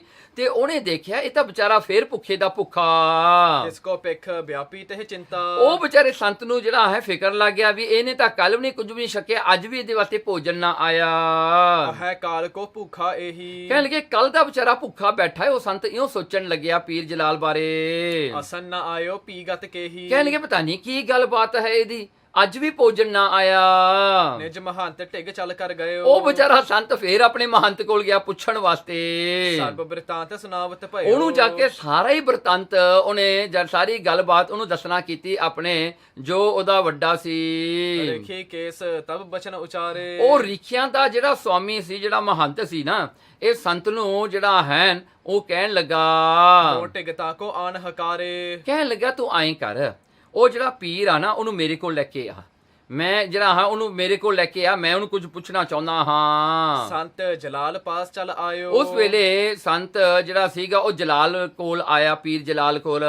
ਨਿਜ ਮਹੰਤ ਅੱਗੇ ਪਹੁੰਚਾਇਓ। ਉਹਨੇ ਲੈ ਕੇ ਉਹਨੂੰ ਜਿਹੜਾ ਹੈ ਉਹਦਾ ਹੱਥ ਫੜ ਕੇ ਲੈ ਗਿਆ ਜੀ ਮਹੰਤ ਕੋਲ। ਢਿੱਗ ਬਿਠਾਏ ਕੈ ਗਿਰਾ ਅਲਾਈ। ਤੇ ਕੋਲ ਬਿਠਾਤਾ ਜੀ ਉਸ ਮਹੰਤ ਦੇ। ਕਿਤ ਤੇ ਆਇਓ ਕਿਤ ਤੂੰ ਜਾਈ। ਉਹ ਮਹੰਤ ਹੁਣ ਪੀਰ ਜਲਾਲ ਨੂੰ ਪੁੱਛਦਾ ਹੈ, ਤੂੰ ਕਿੱਥੋਂ ਆਇਆ ਹਾਂ? ਉਹ ਅਪਰਾਧ ਕੀਨ ਤੈ ਭਾਰਾ। ਤੂੰ ਕਿਹੜਾ ਪਾਪ ਕੀਤਾ ਹੋਗਾ ਜਿਹਦੇ ਕਰਕੇ ਤੇਰੇ ਕੋਲ ਨਹੀਂ ਭੋਜਨ ਆਉਂਦਾ? ਤੇ ਤੋ ਕਿਹੜਾ ਅਪਰਾਧ, ਕੀ ਤੂੰ ਪਾਪ ਕੀਤਾ ਹੈ ਵੱਡਾ? ਬੀਤੇ 2 ਦਿਨ ਬਿਨਾ ਆਹਾਰਾ। ਦੇਖੋ 2 ਦਿਨ ਬੀਤ ਗਏ, ਸਾਰਿਆਂ ਨੂੰ ਖਾਣਾ ਮਿਲਦਾ, ਤੈਨੂੰ ਨਹੀਂ ਮਿਲਦਾ। ਦੋਹਰਾ ਸੁਨ ਜਲਾਲ ਬੋਲਿਓ ਤਬੈ ਦੂਰ ਦੇਸ ਤੇ ਆਏ। ਉਸ ਵੇਲੇ ਪੀਰ ਜਲਾਲ ਉਹ ਮਹੰਤ ਦੀ ਗੱਲ ਸੁਣ ਕੇ ਕਹਿਣ ਲੱਗਾ, ਮੈਂ ਬੜੇ ਦੂਰ ਦੇਸ਼ ਤੋਂ ਆਇਆ ਹਾਂ। ਕਛ ਖਤਾ ਨਹਿ ਮੈਂ ਕਰੀ ਕਰਤ ਜੇ ਦੇਤ ਬਤਾਏ। ਦੇਖੋ ਪੀਰ ਜਲਾਲ ਕਹਿੰਦਾ, ਜਿੰਨਾ ਕੁ ਮੈਨੂੰ ਯਾਦ ਹੈ ਮੈਂ ਕੋਈ ਪਾਪ ਨਹੀਂ ਕੀਤਾ, ਮੈਂ ਕੋਈ ਮਾੜਾ ਕਰਮ ਨਹੀਂ ਕੀਤਾ। ਕਹਿੰਦਾ ਜੇ ਮੈਂ ਕੀਤਾ ਹੁੰਦਾ ਤਾਂ ਮੈਂ ਤੁਹਾਨੂੰ ਦੱਸ ਦਿੰਦਾ। ਚੌਪੇ ਕਹਿਓ ਮਹੰਤ ਸੋ ਵੱਡ ਕਰਤਾਰਾ। ਸੋ ਉਹ ਮਹੰਤ ਜਿਹੜਾ ਇਹ ਗੱਲ ਸੁਣ ਕੇ ਪੀਰ ਜਲਾਲ ਦੀ ਕਹਿੰਦਾ, ਦੇਖ ਪੀਰ, ਉਹ ਜਿਹੜਾ ਕਰਤਾਰ ਹੈ ਨਾ ਪਰਮਾਤਮਾ, ਉਹ ਬਹੁਤ ਵੱਡਾ ਹੈ। ਤਾਂ ਕੋ ਦੋਸ ਨਾ ਬਨਹਿ ਉਚਾਰਾ। ਦੇਖੋ ਉਹਦੇ ਵਾਸਤੇ ਉਹਨੂੰ ਕੋਈ ਦੋਸ਼ ਦੇਣਾ ਠੀਕ ਨਹੀਂ ਹੈਗਾ। ਜੋ ਉਹ ਕਰਦਾ ਸੋ ਉਹ ਕਰਦਾ ਹੈ, ਉਹਨੂੰ ਦੋਸ਼ ਨਹੀਂ ਆਪਾਂ ਦੇ ਸਕਦੇ, ਉਹਨੂੰ ਕਿਸੇ ਗੱਲ ਵੱਲੋਂ ਵੀ ਆਪਾਂ ਬਲੇਮ ਨਹੀਂ ਕਰ ਸਕਦੇ। ਭਾ ਅਪਰਾਧ ਤੋਹੇ ਮੈਂ ਕੋਈ। ਤੇਰੇ ਤੋਂ ਜ਼ਰੂਰ ਕੋਈ ਅਪਰਾਧ ਹੋਇਆ ਹੋਊਗਾ, ਤੂੰ ਜ਼ਰੂਰ ਕੋਈ ਪਾਪ ਕੀਤਾ ਹੋਊਗਾ, ਨਹੀਂ ਤਾਂ ਉਹ ਪਰਮਾਤਮਾ ਤੈਨੂੰ ਕਿਵੇਂ ਭੁੱਲ ਜਾਂਦਾ ਹੈ ਭੋਜਨ ਦੇਣ ਲੱਗਿਆ? ਨਹੀਂ ਹੋ ਸਕਦਾ, ਕਿਉਂਕਿ ਪਰਮਾਤਮਾ ਕਿਸੇ ਨੂੰ ਵੀ ਭੁਲਾਉਂਦਾ ਨਹੀਂ, ਪਰਮਾਤਮਾ ਪੂਰਾ ਹੈ। ਤੇ ਜਿਹੜਾ ਹੈ ਤੈਨੂੰ ਭੋਜਨ ਮਿਲਣਾ ਚਾਹੀਦਾ ਸੀ, ਜੇ ਤੂੰ ਪਾਪ ਨਹੀਂ ਕੀਤਾ ਤਾਂ। ਭੋਜਨ ਬਿਨ ਬੀਤੇ ਦਿਨ ਦੋਈ। ਦੇਖੋ ਤੈਨੂੰ 2 ਦਿਨ ਹੋ ਗਏ ਤੈਨੂੰ ਭੋਜਨ ਨਾ ਮਿਲਿਆ। ਅੱਗੇ ਭੁੱਖਾ ਰਹਿਓ ਕਿ ਨਹੀਂ। ਕਹਿਣ ਲੱਗੇ ਅੱਗੇ ਅੰਨੇ ਦਿਨ ਤੂੰ ਭੁੱਖਾ ਰਿਹਾ ਹੈ ਕਿ ਨਹੀਂ ਕਿਤੇ? ਪਾਛਲ ਬਿਤੇ ਬੈਸ ਕੇ ਮਾਹੀ। ਹਾਂ, ਕਹਿੰਦੇ ਪਿਛਲੀ ਉਮਰ ਦੇ ਵਿੱਚ 2 ਦਿਨ ਤੂੰ ਲਗਾਤਾਰ ਖਾਣਾ ਨਹੀਂ ਖਾਦਾ, ਕਿਤੇ ਐਸਾ ਹੋਇਆ ਤੇਰੇ ਨਾਲ? ਸੁਨ ਜਲਾਲ ਬੋਲਿਓ ਹਾਂ ਕੈਸੇ। ਉਸ ਵੇਲੇ ਪੀਰ ਜਲਾਲ ਬੋਲਿਆ, ਕਹਿੰਦਾ ਹਾਂ ਕੈਸੇ? ਕਹਿੰਦਾ ਇਹ ਕਿਵੇਂ? ਭੁੱਖਾ ਰਹਿਓ ਨਾ ਮੈਂ ਕਬ ਐਸੇ। ਮੈਂ ਕਿਤੇ ਵੀ ਇੰਨਾ ਭੁੱਖਾ ਨਹੀਂ ਆਪਣੀ ਜ਼ਿੰਦਗੀ ਵਿੱਚ ਰਿਹਾ। 2 ਦਿਨ ਤਾਂ ਕੀ, ਮੇਰਾ 1 ਦਿਨ ਵੀ ਜਿਹੜਾ ਵੀ ਐਸਾ ਨਹੀਂ ਬੀਤਿਆ ਜਿੱਥੇ ਮੈਂ ਭੋਜਨ ਨਾ ਛਕਿਆ ਹੋਵੇ। ਕਾਲ ਤੀਰ ਸਾਗਰ ਕੇ ਬੈਸਾ। ਪਰ ਕਹਿੰਦਾ ਹੁਣ ਪੀਰ ਨੇ ਇੱਕ ਗੱਲ ਦੱਸੀ, ਕਹਿੰਦਾ ਜਿਹੜਾ ਹੈ ਕਾਲ, ਜਿਹੜਾ ਹਨ 1 ਦਿਨ ਪਹਿਲਾਂ, ਮਤਲਬ ਕਿ ਕੱਲ, ਜਿਵੇਂ 1 ਡੇ ਬਿਫੋਰ ਕਹਿ ਲਈਏ, ਕਹਿੰਦੇ ਮੈਂ ਉਹ ਜਿਹੜਾ ਹੈ ਇੱਕ ਸਮੇਂ ਵਿੱਚ ਮੈਂ ਸਮੁੰਦਰ ਦੇ ਕਿਨਾਰੇ ਬੈਠਾ ਸੀ। ਕੌਤਕ ਤਹਾਂ ਬਿਲੋਕਿਓ ਐਸਾ। ਮੈਂ ਉਹ ਇੱਕ ਕੌਤਕ ਦੇਖਿਆ ਉੱਥੇ ਸਮੁੰਦਰ ਦੇ ਵਿੱਚ। ਇੱਕ ਜਹਾਜ਼ ਬੁੱਢਣ ਲੱਗ ਭਾਰਾ। ਇੱਕ ਜਹਾਜ਼ ਬਹੁਤ ਵੱਡਾ ਡੁੱਬਣ ਲੱਗਿਆ ਸੀ। ਨਰਨ ਕਰੀ ਬਹੁ ਬੀਚ ਪੁਕਾਰਾ। ਉੱਥੇ ਉਹ ਜਹਾਜ਼ ਵਿੱਚ ਬੈਠੀਆਂ ਸਵਾਰੀਆਂ ਪੈਸੇਂਜਰਸ ਦੇ ਰੋਡ ਪਿੱਟਣ ਦੀ, ਚੀਕਾਂ ਮਾਰਨ ਦੀ ਆਵਾਜ਼ ਮੇਰੇ ਕੰਨਾਂ ਵਿੱਚ ਪਈ। ਦੋਹਰਾ ਮੈਂ ਬਿਲੋਕ ਕੈ ਅਸ ਕਹੀ ਕਿਆ ਤੁਮ ਕਰਤ ਖੁਦਾਏ। ਜਦੋਂ ਮੈਂ ਦੇਖਿਆ ਕਿ ਜਹਾਜ਼ ਡੁੱਬ ਰਿਹਾ, ਲੋਕ ਰੋ ਰਹੇ ਹਨ, ਤਾਂ ਉਸ ਵੇਲੇ ਮੈਂ ਖੁਦਾ ਦੇ ਅੱਗੇ ਦੁਆ ਕੀਤੀ ਕਿ ਹੇ ਖੁਦਾ, ਇਹ ਤੂੰ ਕੀ ਕਰ ਰਿਹਾ ਹਾਂ? ਸਨ ਬੰਦੀ ਉਤ ਸਭ ਮਰਹਿ ਲੇਵਹੋ ਇਨਹਿ ਬਚਾਏ। ਇਹਨਾਂ ਦੇ ਸਮੇਤ ਇਹਨਾਂ ਦੇ ਸੰਬੰਧੀ ਵੀ ਮਰ ਜਾਣਗੇ, ਹੇ ਖੁਦਾ ਇਹਨਾਂ ਨੂੰ ਬਚਾ ਲਾ ਤੂੰ। ਚੌਪੇ ਤਬ ਨਹਿ ਬੂਡਿਓ ਕੱਲ ਅਸ ਭਈ। ਦੇਖੋ ਫਿਰ ਉਹ ਜਹਾਜ਼ ਡੁੱਬਣ ਤੋਂ ਬਚ ਗਿਆ, ਉਹ ਜਹਾਜ਼ ਜਿਹੜਾ ਹੈ ਬਿਲਕੁਲ ਠੀਕ ਹੋ ਗਿਆ ਤੇ ਸਵਾਰੀਆਂ ਆਪੋ ਆਪਣੇ ਘਰ ਪਹੁੰਚ ਗਈਆਂ ਹੋਣੀਆਂ ਹਨ। ਅੱਜ ਬਿਲੋਕੀ ਬਿਦ ਮੈਂ ਨਹੀਂ। ਤੇ ਕਹਿੰਦੇ ਅੱਜ ਫਿਰ ਮੈਂ ਸਮੁੰਦਰ ਦੇ ਕਿਨਾਰੇ ਬੈਠਾ, ਸਮੁੰਦਰ ਦੇ ਵਿੱਚ ਮੈਂ ਇਹ ਦੇਖਿਆ ਕੌਤਕ। ਸਿੰਧ ਬਿਖੈ ਬਰਖਾ ਬਹੁ ਹੋਈ। ਉਹ ਸਮੁੰਦਰ ਦੇ ਵਿੱਚ ਬਰਖਾ ਹੋ ਰਹੀ, ਮੀਂਹ ਪੈ ਰਿਹਾ ਹੈ। ਛਿਤ ਪਰ ਪਰੈ ਬਾਰ ਨਹਿ ਕੋਈ। ਤੇ ਧਰਤੀ ਤੇ ਬਿਲਕੁਲ ਨਹੀਂ ਮੀਂਹ ਪੈ ਰਿਹਾ, ਤੇ ਧਰਤੀ ਜਿਹੜੀ ਸੁੱਕੀ ਪਈ ਹੈ। ਇਹ ਬਿਲੋਕ ਕਹਿ ਮੈਂ ਅਸ ਭਾਖਾ। ਇਹ ਦੇਖ ਕਰਕੇ, ਅਸਮੰਜਸ ਜਿਹੜੀ ਗੱਲ ਨੂੰ ਦੇਖ ਕਰਕੇ ਮੈਂ ਉਸ ਵੇਲੇ ਫਿਰ ਦੁਆ ਕੀਤੀ। ਤਹਾਂ ਨਾ ਬਰਖੈ ਜਹ ਅਬਿਲਾਖਾ। ਮੈਂ ਖੁਦਾ ਨੂੰ ਇਹੀ ਕਿਹਾ ਵੀ ਜਿੱਥੇ ਚਾਹੀਦੀ ਹੈ ਉੱਥੇ ਤਾਂ ਤੁਸੀਂ ਵਰਖਾ ਕਰ ਨਹੀਂ ਰਹੇ, ਜਿੱਥੇ ਨਹੀਂ ਚਾਹੀਦੀ ਉੱਥੇ ਕਰ ਰਹੇ ਹੋ। ਬਿਨਾ ਚਾਹੇ ਸਾਗਰ ਕੇ ਮਾਹੀ। ਬਿਨਾ ਚਾਹੇ, ਕਹਿੰਦੇ ਸਾਗਰ ਨੂੰ ਕੀ ਲੋੜ ਆ ਹੋਰ ਵੱਧ ਪਾਣੀ ਦੀ, ਉਹਦਾ ਅੱਗੇ ਪਾਣੀ ਦਾ ਭਰਿਆ ਪਿਆ ਹੈ। ਬਰਖੈ ਬਾਦ ਚਾਹੇ ਕਛ ਨਾਹੀ। ਹਾਂ, ਕਹਿਣ ਲੱਗੇ ਜਿੱਥੇ ਵਰਖਾ ਹੋਣੀ ਚਾਹੀਦੀ ਉੱਥੇ ਨਹੀਂ ਹੋ ਰਹੀ, ਜਿੱਥੇ ਵਾਧੂ ਹੈ ਉੱਥੇ ਹੋ ਰਹੀ ਹੈ, ਜਿੱਥੇ ਜਿਹੜਾ ਹਨ ਕਹਿੰਦੇ ਉੱਥੇ ਜਿੱਥੇ ਲੋੜ ਵੀ ਨਹੀਂ ਹੈ। ਕਿਆ ਖੁਦਾਏ ਇਹ ਰੀਤ ਸੋ ਕੋਈ। ਮੈਂ ਇਹ ਕਿਹਾ ਖੁਦਾ ਨੂੰ, ਹੇ ਖੁਦਾ ਇਹ ਕੈਸੀ ਰੀਤ ਹੈ ਤੁਹਾਡੀ। ਅਸ ਕਹਤੇ ਹੋ ਬਰਖਾ ਹਟ ਗਈ। ਮੇਰੇ ਐਸਾ ਕਹਿੰਦਿਆਂ ਹੋਇਆਂ ਐਸੀ ਦੁਆ ਕੀਤੀਆਂ ਉਹ ਵਰਖਾ ਹਟ ਗਈ। ਅਸਮੰਜਸ ਮੈਂ ਦੁਆ ਬਿਦ ਜਾਨੀ। ਅਯੋਗ ਗੱਲ ਮੈਂ ਦੇਖੀ ਜੀ, ਅਸਮੰਜਸ ਵੀ ਨਹੀਂ ਹੋਣੀ ਚਾਹੀਦੀ। ਸੋ ਇਨਅਪਰੋਪ੍ਰੀਏਟ ਕਹਿ ਲਈਏ ਵੀ ਅਸਮੰਜਸ ਗੱਲ ਹੋ ਗਈ। ਮੈਂ ਇਹ ਦੋ ਗੱਲਾਂ ਅਸਮੰਜਸ ਦੇਖੀਆਂ ਜਿਹਦੇ ਕਰਕੇ ਮੈਂ ਦੁਆ ਕੀਤੀ ਪਰਮਾਤਮਾ ਅੱਗੇ। ਸੋ ਨਿਰਵਾਰ ਦੀਨ ਕਹਿ ਬਾਨੀ। ਉਹ ਹਟਾ ਦਿੱਤੀਆਂ ਖੁਦਾ ਨੇ ਮੇਰੀ ਦੁਆ ਸੁਣ ਕੇ। ਸੁਨ ਮਹੰਤ ਬੋਲਿਓ ਤੇ ਕਾਲਾ। ਉਸ ਵੇਲੇ ਉਹ ਮਹੰਤ ਜਿਹੜੀ ਇਹ ਸਾਰੀ ਗੱਲ ਸੁਣ ਰਿਹਾ ਹੈ ਪੀਰ ਜਲਾਲ ਤੋਂ, ਉਹ ਬੋਲ ਪਿਆ ਹੁਣ। ਤੂੰ ਤੋਂ ਬੇਮੁਖ ਹੈ ਬਸਾਲਾ। ਉਹ ਜਿਹੜਾ ਮਹੰਤ ਕਹਿਣ ਲੱਗਾ ਪੀਰ ਜਲਾਲ ਨੂੰ, ਤੂੰ ਬੇਮੁਖ ਹੈ, ਤੂੰ ਤਾਂ ਪਰਮਾਤਮਾ ਦਾ ਸ਼ਰੀਕ ਬਣ ਗਿਆ, ਤੂੰ ਤਾਂ ਪਰਮਾਤਮਾ ਤੋਂ ਉਲਟ ਹੈ, ਤੂੰ ਪਰਮਾਤਮਾ ਦੇ ਨੂੰ ਚੈਲੰਜ ਕਰ ਰਿਹਾ। ਹਾਂ, ਇਹਾ ਨਾ ਥਾਨ ਰਹਿਣ ਕੋ ਤੇਰਾ। ਜਾ, ਕਹਿੰਦਾ ਪੀਰ ਜਲਾਲ ਨੂੰ, ਕਹਿੰਦਾ ਜਾ ਨਿਕਲ ਜਾਏ ਥਾਂ ਤੋਂ, ਇਹ ਆਸ਼ਰਮ ਚ ਤੂੰ ਨਾ ਰਹਿ, ਤੇਰੇ ਵਰਗੇ ਬੇਮੁਖ ਬੰਦੇ ਇੱਥੇ ਨਹੀਂ ਰਹਿਣੇ ਚਾਹੀਦੇ। ਅਬ ਚੱਲ ਜਾਹੋ ਨਿਕਲ ਬਿਨ ਦੇਰਾ। ਚੱਲ ਨਿਕਲ ਜਾ ਇੱਥੋਂ, ਕਹਿੰਦਾ ਮੇਰੇ ਅੱਖਾਂ ਦੇ ਸਾਹਮਣੇ ਤੋਂ ਦੂਰ ਹੋ ਜਾ, ਤੂੰ ਨਿਕਲ ਜਾਏ ਆਸ਼ਰਮ ਤੋਂ, ਜਿਹੜਾ ਮੈਂ ਤੇਰਾ ਜਿਹੜਾ ਤੇਰੀ ਸ਼ਕਲ ਨਹੀਂ ਮੈਂ ਦੇਖਣਾ ਚਾਹੁੰਦਾ। ਦੁਰਮਤ ਵਿਖੈ ਤੋਹੇ ਮਨ ਭੀਨਾ। ਦੁਰਮਤ ਭੈੜੀ ਮਤ ਵਿੱਚ ਜਿਹੜਾ ਹੈ ਤੇਰਾ ਮਨ ਭਿੱਜਿਆ ਹੋਇਆ ਹੈ, ਤੂੰ ਭੈੜੀ ਮਤ ਕਰਕੇ ਤੇਰਾ ਮਨ ਜਿਹੜਾ ਮੈਲਾ ਹੈ। ਆਪਣੋ ਜਨਮ ਅਕਾਰਥ ਕੀਨਾ। ਤੂੰ ਆਪਣਾ ਜਨਮ ਗਵਾਲਿਆ, ਹੁਣ ਤੂੰ ਯੂਸਲੈਸ ਹੋ ਗਿਆ ਤੇਰਾ ਜਨਮ।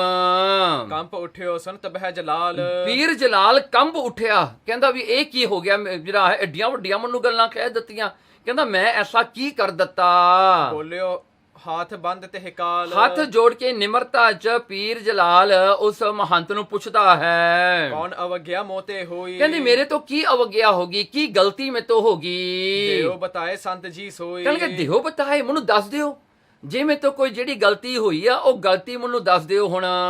ਤਬ ਮਹੰਤ ਅਸਵਾਕ ਉਚਰੇ। ਉਸ ਵੇਲੇ ਉਹ ਮਹੰਤ ਨੇ ਸੁਣ ਕੇ ਇਹ ਕਿਹਾ, ਪਰਮੇਸ਼ਰ ਨਿਜ ਭਾਣਾ ਕਰੇ। ਦੇਖੋ, ਕਹਿੰਦੇ ਮਹੰਤ ਕਹਿੰਦਾ ਉਹ ਪੀਰ ਜਲਾਲ ਨੂੰ, ਪਰਮਾਤਮਾ ਸਭ ਕੁਝ ਆਪਣੇ ਭਾਣੇ ਅੰਦਰ ਕਰਦਾ ਹੈ। ਆਪਣੀ ਵਿਲ ਜਿਹੜੀ ਹੁੰਦੀ ਹੈ ਨਾ ਪਰਮਾਤਮਾ ਦੀ, ਪਰਮਾਤਮਾ ਖੁਸ਼ੀ ਅਨੁਸਾਰ ਆਪਣੀ ਰਜ਼ਾ ਅਨੁਸਾਰ ਸਭ ਕੁਝ ਕਰਦਾ ਹੈ। ਪਰਮੇਸ਼ਰ ਆਪਣੇ ਭਾਣੇ ਵਿੱਚ ਸਾਰੀ ਜਿਹੜਾ ਹਨ ਖਲਕਤ ਨੂੰ ਆਪਣੇ ਭਾਣੇ ਵਿੱਚ ਰੱਖਦਾ ਹੈ, ਤੇ ਜੋ ਵੀ ਕੁਝ ਧਰਤੀ ਤੇ ਹੁੰਦਾ ਪਰਮਾਤਮਾ ਦੀ ਮਰਜ਼ੀ ਨਾਲ ਹੁੰਦਾ ਹੈ। ਦੋਹਰਾ ਤੈਂ ਜੋ ਹਟਾਇਓ ਤਾਹੇ ਕੋ ਪੁੰਨ ਮਨ ਮਹਿ ਹਰ ਖਾਏ। ਦੇਖੋ, ਕਹਿੰਦੇ ਤੂੰ ਉਹ ਗੱਲਾਂ ਜਿਹੜੀਆਂ ਪਰਮਾਤਮਾ ਕਰਨਾ ਚਾਹੁੰਦਾ ਸੀ ਤੂੰ ਹਟਾ ਦਿੱਤੀਆਂ ਦੁਆ ਕਰਕੇ। ਹਾਂਜੀ, ਤੂੰ ਹਟਾਉਣ ਵਿੱਚ ਲੱਗਿਆ ਹੋਇਆ ਸੀ, ਜੋ ਪਰਮਾਤਮਾ ਕਰ ਰਿਹਾ ਸੀ ਤੂੰ ਹਟਾ ਰਿਹਾ ਸੀਗਾ। ਪੁੰਨ ਮਨ ਮੈਂ ਗੁਹਰਕਾਏ, ਤੂੰ ਆਪਣੇ ਮਨ 'ਚ ਬੜਾ ਖੁਸ਼ ਹੋਇਆ ਕਿ ਤੂੰ ਜਹਾਜ਼ ਜਿਹੜਾ ਡੁੱਬਦਾ ਬਚਾ ਦਿੱਤਾ, ਤੂੰ ਮੀਂਹ ਜਾਂ ਸਮੁੰਦਰ ਤੋਂ ਪੈਣ ਤੋਂ ਹਟਾ ਦਿੱਤਾ, ਤੂੰ ਬੜਾ ਖੁਸ਼ ਹੋਇਆ ਫਿਰਦਾ ਵੀ ਮੈਂ ਜਿਹੜਾ ਹੈ ਹਟਾਤਾ, ਜੋ ਪਰਮਾਤਮਾ ਖੁਦਾ ਕਰਦਾ ਸੀ ਉਹਨੂੰ ਹਟਾਤਾ ਕਰਨ ਤੋਂ। ਕਹਿਓ ਹਮਾਰੋ ਅਬ ਚਲੇ ਹਿਰਦੈ ਰਹਿਓ ਗਰਬਾਏ। ਦੇਖੋ, ਤੇਰੇ ਮਨ 'ਚ ਇਹ ਹੰਕਾਰ ਹੋ ਗਿਆ ਕਿ ਰੱਬ ਵੀ ਹੁਣ ਮੇਰੀ ਗੱਲ ਸੁਣਦਾ ਹੈ, ਜੇ ਮੈਂ ਕੁਝ ਕਹਿ ਦਿੰਦਾ ਹੈ ਰੱਬ ਉਹੀ ਕੁਝ ਕਰਦਾ ਹੈ ਜਿਹੜਾ ਮੈਂ ਚਾਹੁੰਦਾ ਹਾਂ। ਕਹਿੰਦੇ ਕਹਿਓ ਹਮਾਰੋ ਅਬ ਚਲੇ, ਤੇ ਤੇਰੇ ਮਨ 'ਚ ਇਹ ਵੀ ਹੰਕਾਰ ਹੈ ਕਿ ਮੇਰਾ ਕਹਿਆ ਹੋਇਆ ਚੱਲਦਾ ਹੈ ਹੁਣ।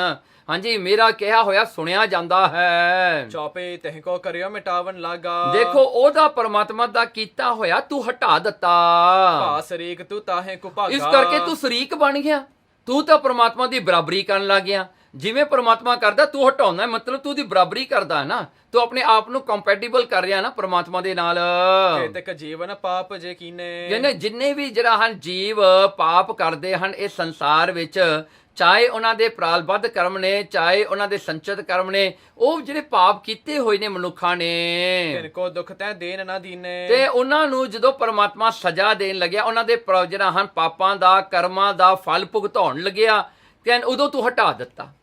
ਕਹਿੰਦੇ ਉਹਨਾਂ ਦਾ ਤਾਂ ਜਿਹੜਾ ਹਨ ਕਰਮਾਂ ਦਾ ਫਲ ਸੀ ਦੁੱਖ, ਉਹਨਾਂ ਨੂੰ ਤਾਂ ਪਰਮਾਤਮਾ ਨੇ ਕਰਮ ਭੁਗਤਾਉਣੇ ਸੀਗੇ, ਤੂੰ ਉਹ ਜਿਹੜਾ ਹਨ ਉਹ ਕਰਮ ਭੁਗਤਾਉਣ ਤੋਂ ਤੂੰ ਹਟਾ ਦਿੱਤਾ।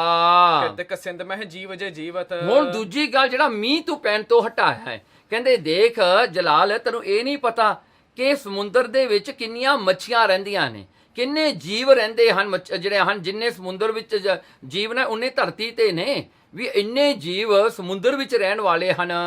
ਸੋ ਸਾਗਰ ਜਲ ਖਾਰ ਨਾ ਪੀਵਤ। ਦੇਖੋ ਉਹ ਵਿਚਾਰੇ ਸਮੁੰਦਰ ਦਾ ਪਾਣੀ ਨਹੀਂ ਪੀਂਦੇ ਕਿਉਂਕਿ ਖਾਰਾ ਹੈ, ਸੌਲਟੀ ਹੈ, ਕਹਿੰਦੇ ਇਸ ਕਰਕੇ ਉਹ ਖਾਰੇ ਪਾਣੀ ਨੂੰ ਵਿਚਾਰੇ ਪੀਂਦੇ ਨਹੀਂ। ਇਨਕੇ ਹੇਤ ਪਰਤ ਜੋ ਬਾਰਾ। ਉਹਨਾਂ ਵਾਸਤੇ ਪਰਮਾਤਮਾ ਉੱਥੇ ਮੀਂਹ ਪਾਉਂਦਾ ਹੈ, ਫਿਰ ਮੱਛੀਆਂ ਮੂੰਹ ਕੱਢ ਕੱਢ ਕੇ ਵਿਚਾਰੀਆਂ ਉਹ ਜਿਹੜਾ ਹਨ ਪਾਣੀ ਮੀਂਹ ਦਾ ਪੀਂਦੀਆਂ ਹਨ, ਤੇ ਖਾਰਾ ਪਾਣੀ ਥੋੜੋ ਵਿਚਾਰੀਆਂ ਪੀਂਦੀਆਂ ਹਨ। ਇਸ ਕਰਕੇ ਉਹਨਾਂ ਵਾਸਤੇ ਮੀਂਹ ਪੈ ਰਿਹਾ ਸੀ। ਉਹ ਵਿਚਾਰਿਆਂ ਦੀ ਜਿਹੜੀ ਤਿਰਖਾ ਸੀਗੀ, ਪਿਆਸ ਸੀ, ਉਹ ਬੁਝ ਰਹੀ ਸੀ। ਸੋ ਕਹਤੇ ਹੈ ਦੀਨੋ ਨਿਰਵਾਰਾ। ਤੂੰ ਉਹ ਵੀ ਹਟਾ ਦਿੱਤੀ। ਹਾਂਜੀ, ਵਿਚਾਰਿਆਂ ਨੂੰ ਜਿਹੜਾ ਹੈ ਪਾਣੀ ਪੀਣ ਨੂੰ ਮਿਲ ਰਿਹਾ ਸੀ, ਤੂੰ ਉਹ ਵੀ ਹਟਾ ਦਿੱਤਾ। ਤਿਨਕੇ ਪਾਪਨ ਦੁੱਖ ਫਲ ਜੋ।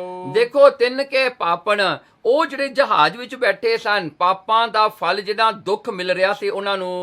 ਹੁਣ ਜੇ ਤਿਖਤ ਹੋਵੇ ਜੀਵ ਹੋਵੇ ਸੋ। ਫਿਰ ਜਿਹੜੇ ਤਿਰਖਾਵੰਤ ਜਿਹੜੇ ਤਿਹਾਏ ਜੀਵ ਸਨ ਸਮੁੰਦਰ ਦੇ ਵਿੱਚ, ਸਭ ਕੋ ਭਾਰ ਭਰਿਓ ਘਰ ਤੇਰੇ। ਹੁਣ ਇਹ ਗੱਲ ਦਾ ਭਾਰ ਤੇਰੇ ਸਿਰ ਪੈ ਗਿਆ, ਤੂੰ ਹਟਾਇਆ ਹੈ। ਹੁਣ ਉਹਨਾਂ ਦੇ ਪਾਪਾਂ ਦਾ ਫਲ ਤੂੰ ਨਹੀਂ ਭੁਗਤਾਉਣ ਦਿੱਤਾ, ਉਹ ਪਾਪਾਂ ਦਾ ਫਲ ਹੁਣ ਤੇਰੇ ਗਲ ਪੈ ਗਿਆ।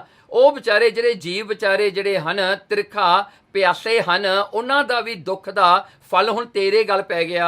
ਭੋਗ ਹੋ ਗਏ ਦੁੱਖ ਨਰਕ ਕਨੇਰੇ। ਇਸ ਕਰਕੇ ਪੀਰ ਜਲਾਲ ਨੂੰ ਉਹ ਜਿਹੜਾ ਹੈ ਮਹੰਤ ਕਹਿੰਦਾ, ਤੂੰ ਭੋਗੇਂਗਾ ਦੁੱਖ ਨਰਕਾਂ ਵਿੱਚ ਜਾ ਕੇ, ਤੈਨੂੰ ਤਾਂ ਨਰਕ ਮਿਲਨੇ ਹਨ। ਪਰਮੇਸ਼ਰ ਕੋ ਲਖਿਓ ਅਯਾਨਾ। ਤੂੰ ਪਰਮਾਤਮਾ ਨੂੰ ਅਯਾਨਾ ਜਾਣਿਆ, ਬੇਸਮਝ ਹੈ ਪਰਮਾਤਮਾ। ਪਰਮਾਤਮਾ ਨੂੰ ਪਤਾ ਨਹੀਂ ਉਹ ਕੀ ਕਰ ਰਿਹਾ ਹੈ, ਤੇ ਤੂੰ ਉਹਨੂੰ ਦੱਸ ਰਿਹਾ ਵੀ ਕੀ ਕਰਨਾ ਚਾਹੀਦਾ ਹੈ। ਆਪਨ ਜਾਣਿਓ ਪਰਮ ਸਿਆਣਾ। ਹਾਂ, ਤੂੰ ਆਪਣੇ ਆਪ ਨੂੰ ਸ੍ਰਿਸ਼ਟ ਕਰਕੇ ਸਿਆਣਾ ਜਾਣ ਲਿਆ, ਵੀ ਪਰਮਾਤਮਾ ਦੇ ਨਾਲੋਂ ਵੱਧ ਤੂੰ ਸਿਆਣਾ ਹੈ। ਦੇਖੋ ਐਸਾ ਹੀ ਹੈ, ਕਹਿੰਦੇ ਦੇਖੋ ਪਰਮਾਤਮਾ ਜੋ ਕਰਦਾ ਹੈ ਆਪਣੀ ਵਿਲ ਵਿੱਚ ਕਰਦਾ। ਤੂੰ ਉਹਨੂੰ ਹਟਾ ਦਿੱਤਾ ਜਾ ਕੇ, ਤੇ ਜਦੋਂ ਹਟ ਗਿਆ, ਜੋ ਪਰਮਾਤਮਾ ਤੇਰੀ ਦੁਆ ਸੁਣ ਲਈ, ਤਾਂ ਤੂੰ ਫਿਰ ਹੰਕਾਰ ਕਰਦਾ ਵੀ ਮੈਂ ਜ਼ਿਆਦਾ ਸਿਆਣਾ ਹਾਂ। ਬੇਮੁਖ ਅਬ ਤੂਰਨ ਉੱਠ ਜਈਐ। ਕਹਿਣਗੇ ਹੇ ਬੇਮੁਖ, ਇੱਥੋਂ ਉੱਠ ਕੇ ਹੁਣ ਤੂੰ ਚਲਿਆ ਜਾ। ਹੁਣ ਹਾਂ ਰਹਿਣ ਤਬ ਥਾਨ ਨਾ ਹਈਐ। ਇੱਥੇ ਕੋਈ ਤੇਰੇ ਵਾਸਤੇ ਰਹਿਣ ਵਾਸਤੇ ਥਾਂ ਨਹੀਂ, ਕੋਈ ਜਗ੍ਹਾ ਨਹੀਂ ਤੇਰੇ ਵਾਸਤੇ, ਨਿਕਲ ਜਾ ਇੱਥੋਂ ਹੁਣ। ਸੁਣਿਓ ਜਲਾਲ ਸਮਝ ਤਬ ਆਈ। ਉਸ ਵੇਲੇ ਉਸ ਪੀਰ ਜਲਾਲ ਨੂੰ ਇੱਕ ਗੱਲ ਦੀ ਸਮਝ ਪਈ। ਬੋਲਿਓ ਬਹੁਰ ਹਿਰਦੈ ਪਛਤਾਈ। ਬੋਲਿਓ ਬਹੁਰ, ਕਹਿੰਦਾ ਫਿਰ ਬੋਲਿਆ ਮਨ ਵਿੱਚ ਬਹੁਤ ਹੀ ਪਛਤਾਉਂਦਾ ਹੈ। ਜੇ ਭਾਣਾ ਮਨ ਹੈ ਸੇ ਕੈਸੇ। ਜੇ ਭਾਣਾ ਮਨ ਹੈ ਸੇ ਕੈਸੇ। ਸੋ ਉਹ ਜਿਹੜਾ ਹੈ ਪੁੱਛਦਾ ਹੈ, ਕਹਿੰਦਾ ਜੇ ਭਾਣਾ ਮੰਨਣਾ ਹੋਵੇ ਤਾਂ ਕਿਵੇਂ ਹੋਵੇ। ਉੱਤਰ ਮੋਹੇ ਬਤਾਵੋ ਐਸੇ। ਵੀ ਮੈਨੂੰ ਦੱਸ ਦਿਓ ਹੁਣ ਭਾਣਾ ਕਿਵੇਂ ਮੰਨੀਦਾ ਹੁੰਦਾ ਹੈ, ਮੈਂ ਕਿਵੇਂ ਦੇਖਾਂ ਵੀ ਦੁਆ ਮੈਂ ਹੁਣ ਕਿਹੜੀ ਗੱਲ ਦੀ ਕਰਾਂ। ਜੋ ਕਰਦਾ ਪਰਮਾਤਮਾ ਹੀ ਕਰਦਾ, ਫਿਰ ਆਪਾਂ ਦੁਆ ਕਿਉਂ ਕਰਦੇ ਹਾਂ ਪਰਮਾਤਮਾ ਅੱਗੇ। ਮੈਨੂੰ ਇਹ ਗੱਲ ਦੀ ਨਹੀਂ ਸਮਝ ਪਈ, ਮੈਨੂੰ ਇਹ ਗੱਲ ਸਮਝਾ ਦਿਓ। ਕਹੇ ਮਹੰਤ ਜੇ ਭਾਣਾ ਮੰਨੈ। ਦੇਖੋ ਮਹੰਤ ਕਹਿਣ ਲੱਗਾ ਪੀਰ ਜਲਾਲ ਨੂੰ, ਜੇ ਤੂੰ ਭਾਣਾ ਮੰਨੇ ਤਾਂ ਸੇ ਗੁਰਮੁਖ ਹੈ ਮਨੁਜ ਸੁਜਾਨੇ। ਦੇਖੋ ਉਹ ਗੁਰਮੁਖ ਹੁੰਦੇ ਨੇ ਜਿਹੜੇ ਭਾਣੇ ਵਿੱਚ ਰਹਿੰਦੇ ਨੇ, ਉਹਨਾਂ ਨੂੰ ਗੁਰਮੁਖ ਕਿਹਾ ਜਾਂਦਾ ਹੈ। ਉਹੀ ਮਨੁੱਖ ਜਿਹੜੇ ਹਨ ਸੁਜਾਨੇ, ਉਹੀ ਸਿਆਣੇ ਹਨ, ਉਹੀ ਸ੍ਰਿਸ਼ਟ ਹਨ ਜਿਹੜੇ ਗੁਰਮੁਖ ਹਨ। ਤੇ ਗੁਰਮੁਖ ਉਹ ਹਨ ਜੋ ਭਾਣੇ ਨੂੰ ਮੰਨਦੇ ਹਨ, ਭਾਣੇ ਨੂੰ ਉਲਟਾਉਂਦੇ ਨਹੀਂ। ਭਾਣਾ ਜਿਵੇਂ ਹੁੰਦਾ ਉਹਦੇ ਵਿੱਚ ਖੁਸ਼ ਰਹਿੰਦੇ ਹਨ। ਜੋ ਭਾਣਾ ਮੇਟ ਹੈ ਕਰਤਾਰਾ। ਜੋ ਪਰਮਾਤਮਾ ਦੇ ਭਾਣੇ ਨੂੰ ਮੇਟਦਾ ਹੈ, ਬਦਲਣਾ ਚਾਹੁੰਦਾ ਹੈ, ਸੋ ਬੇਮੁਖ ਦੁਖ ਪਾਵ ਹੈ ਭਾਰਾ। ਉਹ ਬੇਮੁਖ ਹੁੰਦੇ ਨੇ ਤੇ ਬੜਾ ਦੁੱਖ ਪਾਉਂਦੇ ਨੇ। ਇਸੇ ਪ੍ਰਕਾਰ ਕਰਕੇ ਗੁਰੂ ਮਹਾਰਾਜ ਦੀ ਸਿੱਖਿਆ ਵੀ ਐਸੀ ਹੈ, ਜਿਵੇਂ ਗੁਰੂ ਅੰਗਦ ਸਾਹਿਬ ਸੱਚੇ ਪਾਤਸ਼ਾਹ ਜੀ ਦੇ ਇੱਕ ਰਸੋਈਆ ਸਿੱਖ ਸੀਗਾ, ਉਹਨੇ ਇੱਕ ਦਿਨ ਮੀਂਹ ਪੈਂਦੇ ਨੂੰ ਦੇਖ ਕਰਕੇ ਅਰਦਾਸ ਕੀਤੀ, ਪਰਮਾਤਮਾ ਮੀਂਹ ਹਟਾ ਦਿਓ, ਮੈਂ ਜਿਹੜਾ ਹੈ ਲੱਕੜਾਂ ਲਿਆ ਕੇ ਇਹਦਾ ਭੋਜਨ ਤਿਆਰ ਕਰ ਲਵਾਂ ਗੁਰੂ ਸਾਹਿਬ ਵਾਸਤੇ। ਤੇ ਗੁਰੂ ਅੰਗਦ ਦੇਵ ਜੀ ਸੱਚੇ ਪਾਤਸ਼ਾਹ ਜੀ ਨੇ ਭੋਜਨ ਨਹੀਂ ਛਕਿਆ ਸੀ, ਤੇ ਮਹਾਰਾਜ ਨੇ ਭੋਜਨ ਨੂੰ ਇਨਕਾਰ ਕਰਦਾ ਸੀ, ਤੇ ਉਹਨੂੰ ਇਹੀ ਕਿਹਾ ਤੇ ਤੂੰ ਰਜਾ ਕਿਉਂ ਹਟਾਈ, ਮੀਂਹ ਪੈ ਰਿਹਾ ਸੀ, ਤੂੰ ਅਰਦਾਸ ਕਰਕੇ ਮੀਂਹ ਕਿਉਂ ਹਟਾਇਆ। ਤੋ ਦੇਖੋ ਉਹੀ ਗੁਰਮੁਖ ਹੁੰਦੇ ਨੇ ਜੋ ਭਾਣੇ ਵਿੱਚ ਰਹਿੰਦੇ ਹਨ। ਦੋਹਰਾ ਤਬ ਜਲਾਲ ਬੋਲਿਓ ਬਚਨ ਭਲੇ ਮਾਇ ਨਾ ਪਾਏ। ਉਸ ਵੇਲੇ ਜਲਾਲ ਨੇ ਇਹ ਗੱਲ ਕਹੀ, ਉਸ ਜਿਹੜਾ ਹਨ ਮਹੰਤ ਦੀ ਗੱਲ ਨੂੰ ਸੁਣ ਕੇ ਕਹਿੰਦਾ ਭਲੇ ਮਾਇ ਨਾ ਪਾਏ। ਅੱਜ ਮੈਨੂੰ ਚੰਗੀ ਤਰ੍ਹਾਂ ਸਮਝ ਆ ਗਈ ਗੁਰਮੁਖ ਦੇ ਅਰਥ ਕੀ ਨੇ, ਕਿਉਂਕਿ ਜਲਾਲ ਨੂੰ ਭੇਜਿਆ ਸੀ ਨਾ ਗੁਰਮੁਖ ਦੇ ਅਰਥ ਸਮਝਣ ਵਾਸਤੇ। ਤੇ ਕਹਿੰਦਾ ਮੈਨੂੰ ਅੱਜ ਸਮਝ ਆਈ ਆ ਵੀ ਗੁਰਮੁਖ ਦਾ ਅਰਥ ਕੀ ਹੈ। ਮੱਕੇ ਜਾਵਨ ਤੇ ਬਚਿਓ ਨਿਸਾ ਭਈ ਮਨ ਆਏ। ਤੇ ਉਸ ਵੇਲੇ ਕਹਿੰਦਾ ਮੱਕੇ ਜਾਣ ਤੋਂ ਮੈਂ ਬਚ ਗਿਆ, ਹੁਣ ਮੈਨੂੰ ਮੱਕੇ ਜਾਣ ਦੀ ਲੋੜ ਨਹੀਂ, ਮੈਨੂੰ ਆਪਣਾ ਆਨਸਰ ਇੱਥੇ ਹੀ ਮਿਲ ਗਿਆ, ਮੈਨੂੰ ਆਪਣਾ ਜਿਹੜਾ ਹੈ ਮੇਰੇ ਸਵਾਲ ਦਾ ਜਵਾਬ ਮੈਨੂੰ ਇੱਥੇ ਹੀ ਮਿਲ ਗਿਆ। ਨਿਸਾ ਭਈ ਮਨ ਆਏ, ਉਸ ਵੇਲੇ ਮਨ ਦੇ ਵਿੱਚ ਤਸੱਲੀ ਆ ਗਈ ਉਸਦੇ ਵੀ ਇਹੀ ਗੁਰਮੁਖ ਹੁੰਦੇ ਹਨ। ਚੌਪੇ ਇੱਕ ਦਰਵੇਸ਼ ਮਿਲਿਓ ਮੁਝ ਆਈ। ਉਸ ਵੇਲੇ ਜਲਾਲ ਪੀਰ ਉਸ ਮਹੰਤ ਨੂੰ ਕਹਿੰਦਾ ਹੈ ਕਿ ਇੱਕ ਦਰਵੇਸ਼ ਮੈਨੂੰ ਆ ਕੇ ਮਿਲਿਆ ਊਚ ਦੇ ਵਿੱਚ। ਗੁਰਮੁਖ ਕੀਰਤਨ ਗਿਰਾ ਅਲਾਈ। ਉਸਨੇ ਇਹ ਸ਼ਬਦ ਪੜਿਆ ਤੇ ਗੁਰਮੁਖ ਨਾਦੰ ਗੁਰਮੁਖ ਵੇਦੰ ਗੁਰਮੁਖ ਰਹਾ ਸਮਾਏ।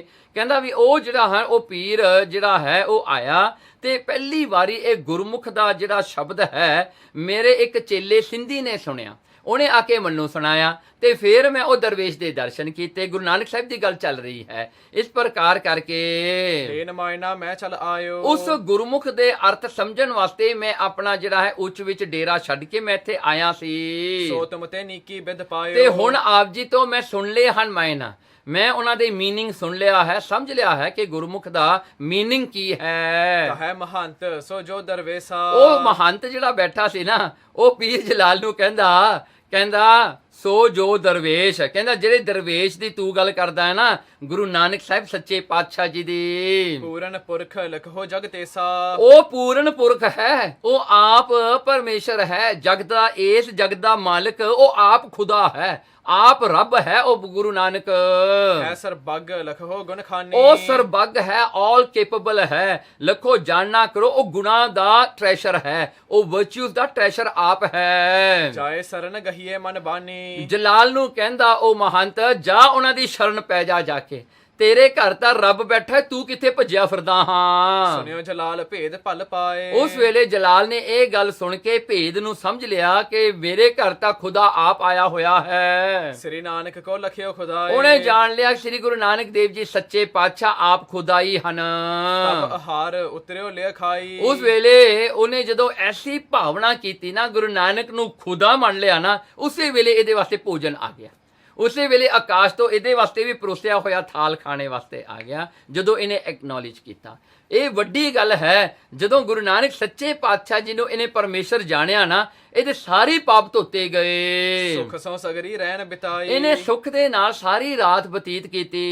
ਦੋਹਰਾ ਭੋਰ ਭਈ ਇੱਛਾ ਕਰੀ ਜਾਓ ਸਿੰਧ ਕੇ ਪਾਰ। ਉਸ ਵੇਲੇ ਇਹਨੇ ਸਵੇਰ ਹੁੰਦਿਆਂ ਸਾਰ ਇੱਛਾ ਕੀਤੀ ਕਿ ਮੈਂ ਵਾਪਸ ਚਲਿਆ ਜਾਵਾਂ, ਹੁਣ ਮੱਕੇ ਜਾਣ ਦੀ ਮੈਨੂੰ ਲੋੜ ਨਹੀਂ, ਮੈਂ ਵਾਪਸ ਉੱਚ ਵਾਲੇ ਚਲਿਆ ਜਾਵਾਂ। ਆਇਓ ਤਬ ਹੈ ਜਹਾਜ਼ ਢਿੱਗ ਚੜਿਓ ਚਲਨ ਹਿਤ ਧਾਰ। ਉਸੇ ਵੇਲੇ ਜਹਾਜ਼ ਆ ਗਿਆ, ਬਣ ਕੇ ਠੀਕ ਹੋ ਗਿਆ ਜਹਾਜ਼ ਤੇ ਆ ਗਿਆ ਤੇ ਜਹਾਜ਼ ਤੇ ਇਹ ਚੜ ਗਿਆ। ਹੁਣ ਚੌਪੇ ਸਿੰਧ ਉਰਾਰ ਆਏ ਘਰ ਤੂਰਨ। ਇਹ ਸਿੰਧ ਦੇ ਉਰਲੇ ਪਾਸੇ ਆ ਗਿਆ, ਵਾਪਸ ਉਹੀ ਕੰਢੇ ਤੇ ਆ ਗਿਆ ਜਿੱਥੋਂ ਚੜਿਆ ਸੀ। ਪਹੁੰਚਿਓ ਜਹ ਸ੍ਰੀ ਨਾਨਕ ਪੂਰਨ। ਬਹੁਤ ਛੱਤੀ ਜੇ ਨਾਲ ਪੀਰ ਜਲਾਲ ਵਾਪਸ ਉੱਚ ਵਿੱਚ ਪਹੁੰਚਿਆ ਆਪਣੇ ਡੇਰੇ ਵਿੱਚ ਜਿੱਥੇ ਗੁਰੂ ਨਾਨਕ ਸਾਹਿਬ ਜੀ ਸਨ। ਪਦ ਪੰਕਜ ਲਪਟਿਓ ਹੋਇਆ ਦੀਨਾ। ਜਾ ਕਰਕੇ ਸਤਿਗੁਰਾਂ ਦੇ ਚਰਨਾਂ ਤੇ ਜਾ ਕੇ ਲਪਟ ਗਿਆ। ਮਹਾਰਾਜ ਦੇ ਚਰਨ ਜ਼ੋਰ ਦੀ ਪਕੜ ਲਏ ਆਪਣੇ ਹੱਥਾਂ ਦੇ ਨਾਲ। ਤੁਮ ਖੁਦਾਏ ਹੋ ਸਰਬ ਪਰਬੀਨਾ। ਬੜੇ ਚਾਅ ਦੇ ਨਾਲ ਕਹਿੰਦਾ ਹੈ, हे ਗੁਰੂ ਨਾਨਕ ਸੱਚੇ ਪਾਤਸ਼ਾਹ ਤੁਮ ਖੁਦਾਏ, ਤੂੰ ਆਪ ਖੁਦਾ ਹੈ, ਤੂੰ ਆਪ ਰੱਬ ਹੈ, ਸਾਰਿਆਂ ਤੋਂ ਸਿਆਣੇ ਤਾਂ ਤੁਸੀਂ ਆਪ ਹੀ ਹੋ। ਕਰ ਉਸਤਤ ਬਹੁ ਬੈਠਿਓ ਪਾਸੂ। ਗੋਲ ਬੈਠ ਕੇ ਬੜੀ ਉਸਤਤ ਕੀਤੀ ਗੁਰੂ ਨਾਨਕ ਸਾਹਿਬ ਸੱਚੇ ਪਾਤਸ਼ਾਹ ਜੀ ਦੀ। ਬੋਲੇ ਬਚਨ ਸਕਲ ਸੁਖ ਰਾਸੂ। ਉਸ ਵੇਲੇ ਗੁਰੂ ਨਾਨਕ ਸਾਹਿਬ ਸੱਚੇ ਪਾਤਸ਼ਾਹ ਜੀ ਨੇ ਬਚਨ ਕੀਤੇ ਜੋ ਸੁੱਖਾਂ ਦੇ ਰਾਸੂ ਹਨ, ਸੁੱਖਾਂ ਦੀ ਰਾਸ ਹਨ, ਸੁੱਖਾਂ ਨੂੰ ਦੇਣ ਵਾਲੇ ਬਣਾਉਣ ਵਾਲੇ ਗੁਰੂ ਸਾਹਿਬ ਜੀ ਹਨ। ਜੋ ਕਛ ਅਰਥ ਸੁਣਿਓ ਤੈ ਜਾਈ। ਜੋ ਅਰਥ ਤੁਸੀਂ ਉੱਥੇ ਸੁਣ ਕੇ ਆਏ ਹੋ, ਸੋ ਜਲਾਲ ਤੁਮ ਦੇਹੋ ਬਤਾਈ। ਉਹ ਗੁਰਮੁਖ ਦੇ ਅਰਥ ਹੁਣ ਤੂੰ ਕਹਿ ਕੇ ਸੁਣਾ ਦੇ ਸਾਨੂੰ, ਕੀ ਅਰਥ ਸਿੱਖ ਕੇ ਆਇਆ ਹਾਂ, ਕਿਹੜੇ ਅਰਥਾਂ ਦਾ ਮਾਇਨਾ ਜਿਹੜਾ ਗੁਰਮੁਖ ਸ਼ਬਦ ਦੇ ਅਰਥ ਤੋਂ ਸਿੱਖੇ ਹਨ, ਇਹਦਾ ਮਾਇਨਾ ਇਹਦਾ ਮੀਨਿੰਗ ਜਿਹੜਾ ਉਹ ਤੂੰ ਸਿੱਖੇ ਆ ਉਹ ਦੱਸ ਮੈਨੂੰ। ਤਬ ਹੀ ਪੀਰ ਜੋਰ ਕਰ ਕਹੀ। ਉਸੇ ਵੇਲੇ ਪੀਰ ਜਲਾਲ ਨੇ ਹੱਥ ਜੋੜ ਲਏ ਆਪਣੇ। ਤੁਮਕੋ ਸਭ ਕਿਛ ਰੋਸ਼ਨ ਇਹੀ। ਗੁਰੂ ਨਾਨਕ ਸਾਹਿਬ ਸੱਚੇ ਪਾਤਸ਼ਾਹ ਜੀ ਨੂੰ ਕਹਿੰਦੇ ਤੁਸੀਂ ਸਭ ਦੇ ਗਿਆਤਾ ਹੋ, ਤੁਹਾਨੂੰ ਸਭ ਕੁਝ ਪਤਾ ਹੈ, ਮੈਂ ਕੀ ਤੁਹਾਨੂੰ ਦੱਸਾਂ। ਮੈਂ ਜਾਣ ਹੋ ਤੋ ਬੂਝੋ ਮੋਕੋ। ਜੇ ਤੁਹਾਨੂੰ ਨਾ ਪਤਾ ਹੋਏ ਤਾਂ ਤੁਸੀਂ ਮੇਰੇ ਤੋਂ ਪੁੱਛੋ। ਸਭ ਘਟ ਘਟ ਕੀ ਸੁਧ ਹੈ ਤੋ ਕੋ। ਮਹਾਰਾਜ ਤੁਹਾਨੂੰ ਤਾਂ ਸਾਰੇ ਘਟਾਂ ਸਾਰੇ ਹਿਰਦਿਆਂ ਦੀ ਤੁਹਾਨੂੰ ਖਬਰ ਹੈ, ਹਰ ਇੱਕ ਹਿਰਦੇ ਨੂੰ ਤੁਸੀਂ ਜਾਣਨ ਵਾਲੇ ਹੋ, ਅੰਤਰਜਾਮੀ ਹੋ। ਦੋਹਰਾ ਸ੍ਰੀ ਗੁਰ ਉਚਰਿਓ ਕਹੋ ਅਬ ਜਿਸ ਬਿਦ ਭਇਓ ਬਰਤਾਂਤ। ਗੁਰੂ ਨਾਨਕ ਸਾਹਿਬ ਸੱਚੇ ਪਾਤਸ਼ਾਹ ਕਹਿੰਦੇ ਨਹੀਂ, ਪੀਰ ਜਲਾਲ ਨੂੰ ਕਹਿੰਦੇ ਤੈਨੂੰ ਹੀ ਦੱਸਣਾ ਪੈਣਾ ਹੈ, ਤੂੰ ਦੱਸ ਹੁਣ ਸਾਨੂੰ। ਕਹਿੰਦੇ ਜਿਸ ਬਿਦ ਭਇਓ ਬਰਤਾਂਤ, ਕਿਸ ਤਰ੍ਹਾਂ ਦਾ ਬਰਤਾਂਤ ਹੋਇਆ ਉੱਥੇ। ਤਬ ਜਲਾਲ ਬਚ ਮਾਨ ਕੈ ਭਨੀ ਸਰਬ ਨਿਜ ਬਾਤ। ਉਸ ਵੇਲੇ ਜਲਾਲ ਪੀਰ ਨੇ ਗੱਲ ਮੰਨ ਕੇ ਸਤਿਗੁਰਾਂ ਦੀ ਬਚਨ ਮੰਨ ਕੇ ਤਾਂ ਇਹ ਸਾਰਾ ਬਰਤਾਂਤ ਜੋ ਵੀ ਉੱਥੇ ਹੋਇਆ ਦੱਸਿਆ ਚੰਗੀ ਤਰ੍ਹਾਂ। ਚੌਪੇ ਭਾਣਾ ਮਨ ਹੈ ਗੁਰਮੁਖ ਸੋਈ। ਦੇਖੋ ਜਲਾਲ ਪੀਰ ਨੇ ਕੀ ਅਰਥ ਕੀਤਾ, ਕਹਿੰਦੇ ਭਾਣਾ ਮਨ ਹੈ ਗੁਰਮੁਖ ਸੋਈ। ਗੁਰਮੁਖ ਉਹੀ ਹੈ ਜੋ ਭਾਣੇ ਵਿੱਚ ਰਹਿੰਦਾ ਹੈ, ਜੋ ਭਾਣੇ ਨੂੰ ਮੰਨਦਾ ਹੈ, ਬਿਲਕੁਲ ਬਿਲਕੁਲ ਵੀ ਉਹਦੇ ਜਿਹੜਾ ਹਨ ਗੁਰਮੁਖ ਦੇ ਮਨ ਵਿੱਚ ਕਿਤੇ ਵੀ ਜਿਹੜੀ ਹੈ ਐਸੀ ਤਰਕ ਨਹੀਂ ਉੱਠਦੀ, ਇੱਕ ਤੁੱਟ ਵੀ ਨਹੀਂ ਉੱਠਦਾ ਹੇ ਪਰਮਾਤਮਾ ਤੂੰ ਐਸਾ ਕਿਉਂ ਕਰਦਾ, ਇਹ ਗੱਲ ਬਿਲਕੁਲ ਨਹੀਂ ਆਉਂਦੀ। ਉਹ ਬਿਲਕੁਲ ਨਹੀਂ ਕੁਐਸਚਨ ਕਰਦਾ ਦ ਵਿਲ ਆਫ ਗॉड ਨੂੰ, ਉਹ ਬਿਲਕੁਲ ਨਹੀਂ ਜਿਹੜਾ ਹੈ ਪੁੱਛਦਾ ਹੈ ਪਰਮਾਤਮਾ ਤੂੰ ਕਿਉਂ ਐਸਾ ਕਰ ਰਿਹਾ, ਕਿਉਂ ਐਸਾ ਕਰ ਰਿਹਾ, ਨਹੀਂ ਉਹ ਕਿਤੇ ਪੁੱਛਦਾ। ਉਹ ਭਾਣੇ ਵਿੱਚ ਖੁਸ਼ ਰਹਿੰਦਾ ਹੈ। ਆਏ ਸਮੇਟ ਹੈ ਬੇਮੁਖ ਹੋਈ। ਜੋ ਪਰਮਾਤਮਾ ਦੇ ਭਾਣੇ ਤੋਂ ਉਲਟ ਚੱਲਦੇ ਨੇ, ਪਰਮਾਤਮਾ ਨੂੰ ਕੁਐਸਚਨ ਕਰਦੇ ਨੇ ਤੂੰ ਕਿਉਂ ਐ ਕਰਦਾ, ਉਹ ਬੇਮੁਖ ਲੋਕ ਹੁੰਦੇ ਹਨ। ਪ੍ਰਥਮੇ ਇਸ ਬਿਦ ਥੋ ਅਗਿਆਤਾ। ਦੇਖੋ ਪ੍ਰਥਮੇ ਕਹਿੰਦਾ ਪਹਿਲਾਂ ਤਾਂ ਮੈਂ ਅਗਿਆਨਤਾ ਦੇ ਵਿੱਚ ਸੀਗਾ, ਮੈਨੂੰ ਇਹ ਗੱਲ ਦਾ ਬਿਲਕੁਲ ਹੀ ਨਹੀਂ ਗਿਆਨ ਸੀਗਾ ਵੀ ਗੁਰਮੁਖ ਕੌਣ ਹੁੰਦੇ ਨੇ ਤੇ ਪਰਮਾਤਮਾ ਦੇ ਭਾਣੇ ਵਿੱਚ ਕਿਵੇਂ ਰਹੀਦਾ ਤੇ ਭਾਣਾ ਹੁੰਦਾ ਕੀ ਹੈ। ਤੁਮ ਮਿਲਨੇ ਤੇ ਭਾਸ ਗਿਆਤਾ। ਜੋ ਸਾਰਾ ਇਹ ਗਿਆਨ ਮੈਨੂੰ ਅੱਜ ਤੁਹਾਡੇ ਮਿਲਣੇ ਕਰਕੇ ਹੀ ਹੋਇਆ ਹੈ, ਮੈਨੂੰ ਸਾਰੀ ਗੱਲ ਦੀ ਸਮਝ ਪੈ ਗਈ ਹੁਣ। ਇਸ ਪ੍ਰਕਾਰ ਤਹ ਦੇ ਉਪਦੇਸਾ। ਇਸ ਪ੍ਰਕਾਰ ਦਾ ਉਪਦੇਸ਼ ਗੁਰੂ ਨਾਨਕ ਸਾਹਿਬ ਸੱਚੇ ਪਾਤਸ਼ਾਹ ਜੀ ਨੇ ਦਿੱਤਾ। ਇਹ ਜਲਾਲ ਪੀਰ ਜਿਹੜਾ ਸੀ, ਇਹਦਾ ਫੁੱਲ ਨੇਮ ਜਿਹੜਾ ਸੀ ਮਖਦੂਮ ਰੁਕਨਦੀਨ ਅਬੁਲ ਫਤਹ ਸੈਯਦ ਜਲਾਲ ਸੀਗਾ। ਸੋ ਇਹਦਾ ਜਿਹੜਾ ਵੱਡਾ ਸੀਗਾ ਉਹ ਜਿਹੜਾ ਹੈ 690 ਹਿਜਰੀ ਸਾਲ ਵਿੱਚ ਹੋਇਆ, ਜਾਂ ਈਸਵੀ ਸਾਲ ਆਪਣਾ ਬਣਦਾ ਹੈ 1291 ਜਿਹੜਾ ਈਸਵੀ ਸਾਲ ਹੈ। 1291 ਜਿਹੜਾ ਹੈ ਈਸਵੀ ਸਾਲ ਬਣਦਾ ਹੈ। ਉਦੋਂ ਇਹਦਾ ਜਿਹੜਾ ਹੈ ਵੱਡਾ ਹੋਇਆ ਸੀ ਮਖਦੂਮ ਰੁਕਨਦੀਨ ਜਿਹੜਾ ਹਨ ਉਹ ਪਹਿਲਾਂ ਹੋਇਆ। ਇਹ ਜਿਹੜਾ ਪੀਰ ਨੂੰ ਜਿਹੜਾ ਗੁਰੂ ਨਾਨਕ ਸਾਹਿਬ ਜੀ ਮਿਲੇ ਹਨ, ਇਹ ਉਹਦੇ 6ਵੇਂ 7ਵੇਂ ਥਾਂ ਤੇ ਬੈਠਾ ਸੀਗਾ ਤੇ ਉਹੀ ਨਾਂ ਇਹਨਾਂ ਦਾ ਹੁੰਦਾ ਹੈ। ਤੇ ਇਹੀ ਸਾਖੀ ਜਿਹੜੀ ਹੈ ਪੁਰਾਤਨ ਜਨਮ ਸਾਖੀਆਂ ਦੇ ਵਿੱਚ ਜਲਾਲ ਪੀਰ ਦਾ ਨਾਮ ਜਿਹੜਾ ਨਹੀਂ ਆਉਂਦਾ, ਉੱਥੇ ਆਉਂਦਾ ਮਖਦੂਮ ਬਹਾਵਲਦੀਨ ਕੁਰੈਸ਼ੀ, ਤੇ ਉੱਥੇ ਇਹ ਨਾਂ ਕਰਕੇ ਆਇਆ ਹੈ। ਤੋ ਇਹੀ ਜਿਹੜੇ ਹਨ ਅੱਗੇ ਇਹ ਸਾਰਾ ਜਿਹੜਾ ਹੈ ਉਸ ਵੇਲੇ ਉਹਦੇ ਵਿੱਚ ਐਸੀ ਸਾਖੀ ਆਉਂਦੀ ਹੈ ਕਿ ਇਹ ਪੀਰ ਜਿਹੜਾ ਸੀ ਨਾ, ਜਦੋਂ ਗੁਰੂ ਨਾਨਕ ਸਾਹਿਬ ਜੀ ਇਹਨੂੰ ਮਿਲੇ ਤਾਂ ਇਹਨੇ ਇੱਕ ਮਹਾਰਾਜ ਅੱਗੇ ਬੇਨਤੀ ਕੀਤੀ ਸੀ ਕਿ ਮਹਾਰਾਜ ਜਦੋਂ ਤੁਸੀਂ ਆਪਣਾ ਸਰੀਰ ਛੱਡਣਾ ਹੋਇਆ ਨਾ ਸੰਸਾਰ ਤੋਂ, ਤੁਸੀਂ ਮੈਨੂੰ ਵੀ ਦੱਸ ਦਿਓ, ਆਪੇ ਇਕੱਠੇ ਹੀ ਜਾਵਾਂਗੇ, ਆਪਾਂ ਇਕੱਠੇ ਹੀ ਜਾਣਾ ਹੈ। ਸੋ ਕੀ ਹੋਇਆ, ਇੱਕ ਦਿਨ ਇਹ ਜਿਹੜਾ ਮਖਦੂਮ ਬਹਾਵਲਦੀਨ ਸੀਗਾ, ਇਹਨੂੰ ਆਪਣੇ ਮਰਨ ਦੀ ਖਬਰ ਮਿਲ ਗਈ। ਇਹਨੇ ਆਪਣਾ ਬੰਦਾ ਭੇਜਿਆ ਕਰਤਾਰਪੁਰ ਵਿੱਚ, ਗੁਰੂ ਨਾਨਕ ਸਾਹਿਬ ਜੀ ਨੂੰ ਕਹਿਣ ਲੱਗੇ ਵੀ ਉਹਨਾਂ ਨੂੰ ਖਬਰ ਕਰ ਦਿਓ ਵੀ ਮੇਰਾ ਸਮਾਂ ਆ ਗਿਆ, ਵੀ ਉਹ ਵੀ ਆਪਣੀ ਤਿਆਰੀ ਕਰ ਲੈਣ ਵੀ ਆਪਾਂ ਇਕੱਠੇ ਜਾਣਾ ਹੈ। ਉਸ ਵੇਲੇ ਕੀ ਹੋਇਆ, ਇਹ ਜਦੋਂ ਇਹਦਾ ਬੰਦਾ ਪਹੁੰਚਿਆ, ਗੁਰੂ ਨਾਨਕ ਸਾਹਿਬ ਜੀ ਕਹਿੰਦੇ ਤੁਸੀਂ ਬਹਾਵਲਦੀਨ ਨੂੰ ਕਹਿ ਦਿਓ ਵੀ ਉਹ ਪਹਿਲਾਂ ਚਲਿਆ ਜਾਵੇ, ਅਸੀਂ 40 ਦਿਨਾਂ ਬਾਅਦ ਆਵਾਂਗੇ, ਅਸੀਂ 40 ਦਿਨਾਂ ਬਾਅਦ ਇਹ ਆਪਣਾ ਸਰੀਰ ਛੱਡਣਾ ਹੈ, ਹਜੇ ਨਹੀਂ। ਤੇ ਉਸ ਵੇਲੇ ਜੋ ਬਹਾਵਲਦੀਨ ਨੂੰ ਜਾ ਕੇ ਉਹਦੇ ਸੇਵਕ ਨੇ ਇਹ ਗੱਲ ਦੱਸੀ ਤਾਂ ਉਹ ਰੋਣ ਲੱਗ ਪਿਆ, ਬੜੀ ਉੱਚੀ ਉੱਚੀ ਰੋਇਆ ਤੇ ਰੋਂਦਿਆਂ ਹੋਇਆਂ ਉਹ ਕਹਿਣ ਲੱਗਾ ਕਿ ਦੇਖੋ ਮੈਂ ਤਾਂ ਚਾਹੁੰਦਾ ਸੀ ਵੀ ਮੈਂ ਉਹਨਾਂ ਦੇ ਨਾਲ ਜਾਵਾਂਗਾ, ਹੁਣ 40 ਦਿਨ ਵਾਸਤੇ ਪਰਲੋਕ ਵਿੱਚ ਮੈਂ ਹਨੇਰੇ ਵਿੱਚ ਰਵਾਂਗਾ, ਕਿਉਂਕਿ ਇਹੀ ਤਾਂ ਚਾਨਣ ਨੇ, ਇਹ ਆਪ ਪਰਮੇਸ਼ਰ ਨੇ, ਜੇ ਇਹ ਜਾਂਦੇ ਤਾਂ ਮੇਰਾ ਰਸਤਾ ਬੜਾ ਸੁੱਖਾਂ ਦੇ ਨਾਲ ਲੰਘ ਜਾਣਾ ਸੀਗਾ, ਉੱਥੇ ਚਾਨਣੇ ਚਾਨਣ ਹੋਣਾ ਸੀ, ਤੇ ਹੁਣ ਤਾਂ ਕਹਿੰਦਾ ਮੈਂ 40 ਦਿਨਾਂ ਵਾਸਤੇ ਹਨੇਰੇ ਵਿੱਚ ਹੀ ਉਡੀਕ ਕਰਾਂਗਾ। ਤੇ ਇਸ ਪ੍ਰਕਾਰ ਕਰਕੇ ਬੜਾ ਰੋਇਆ।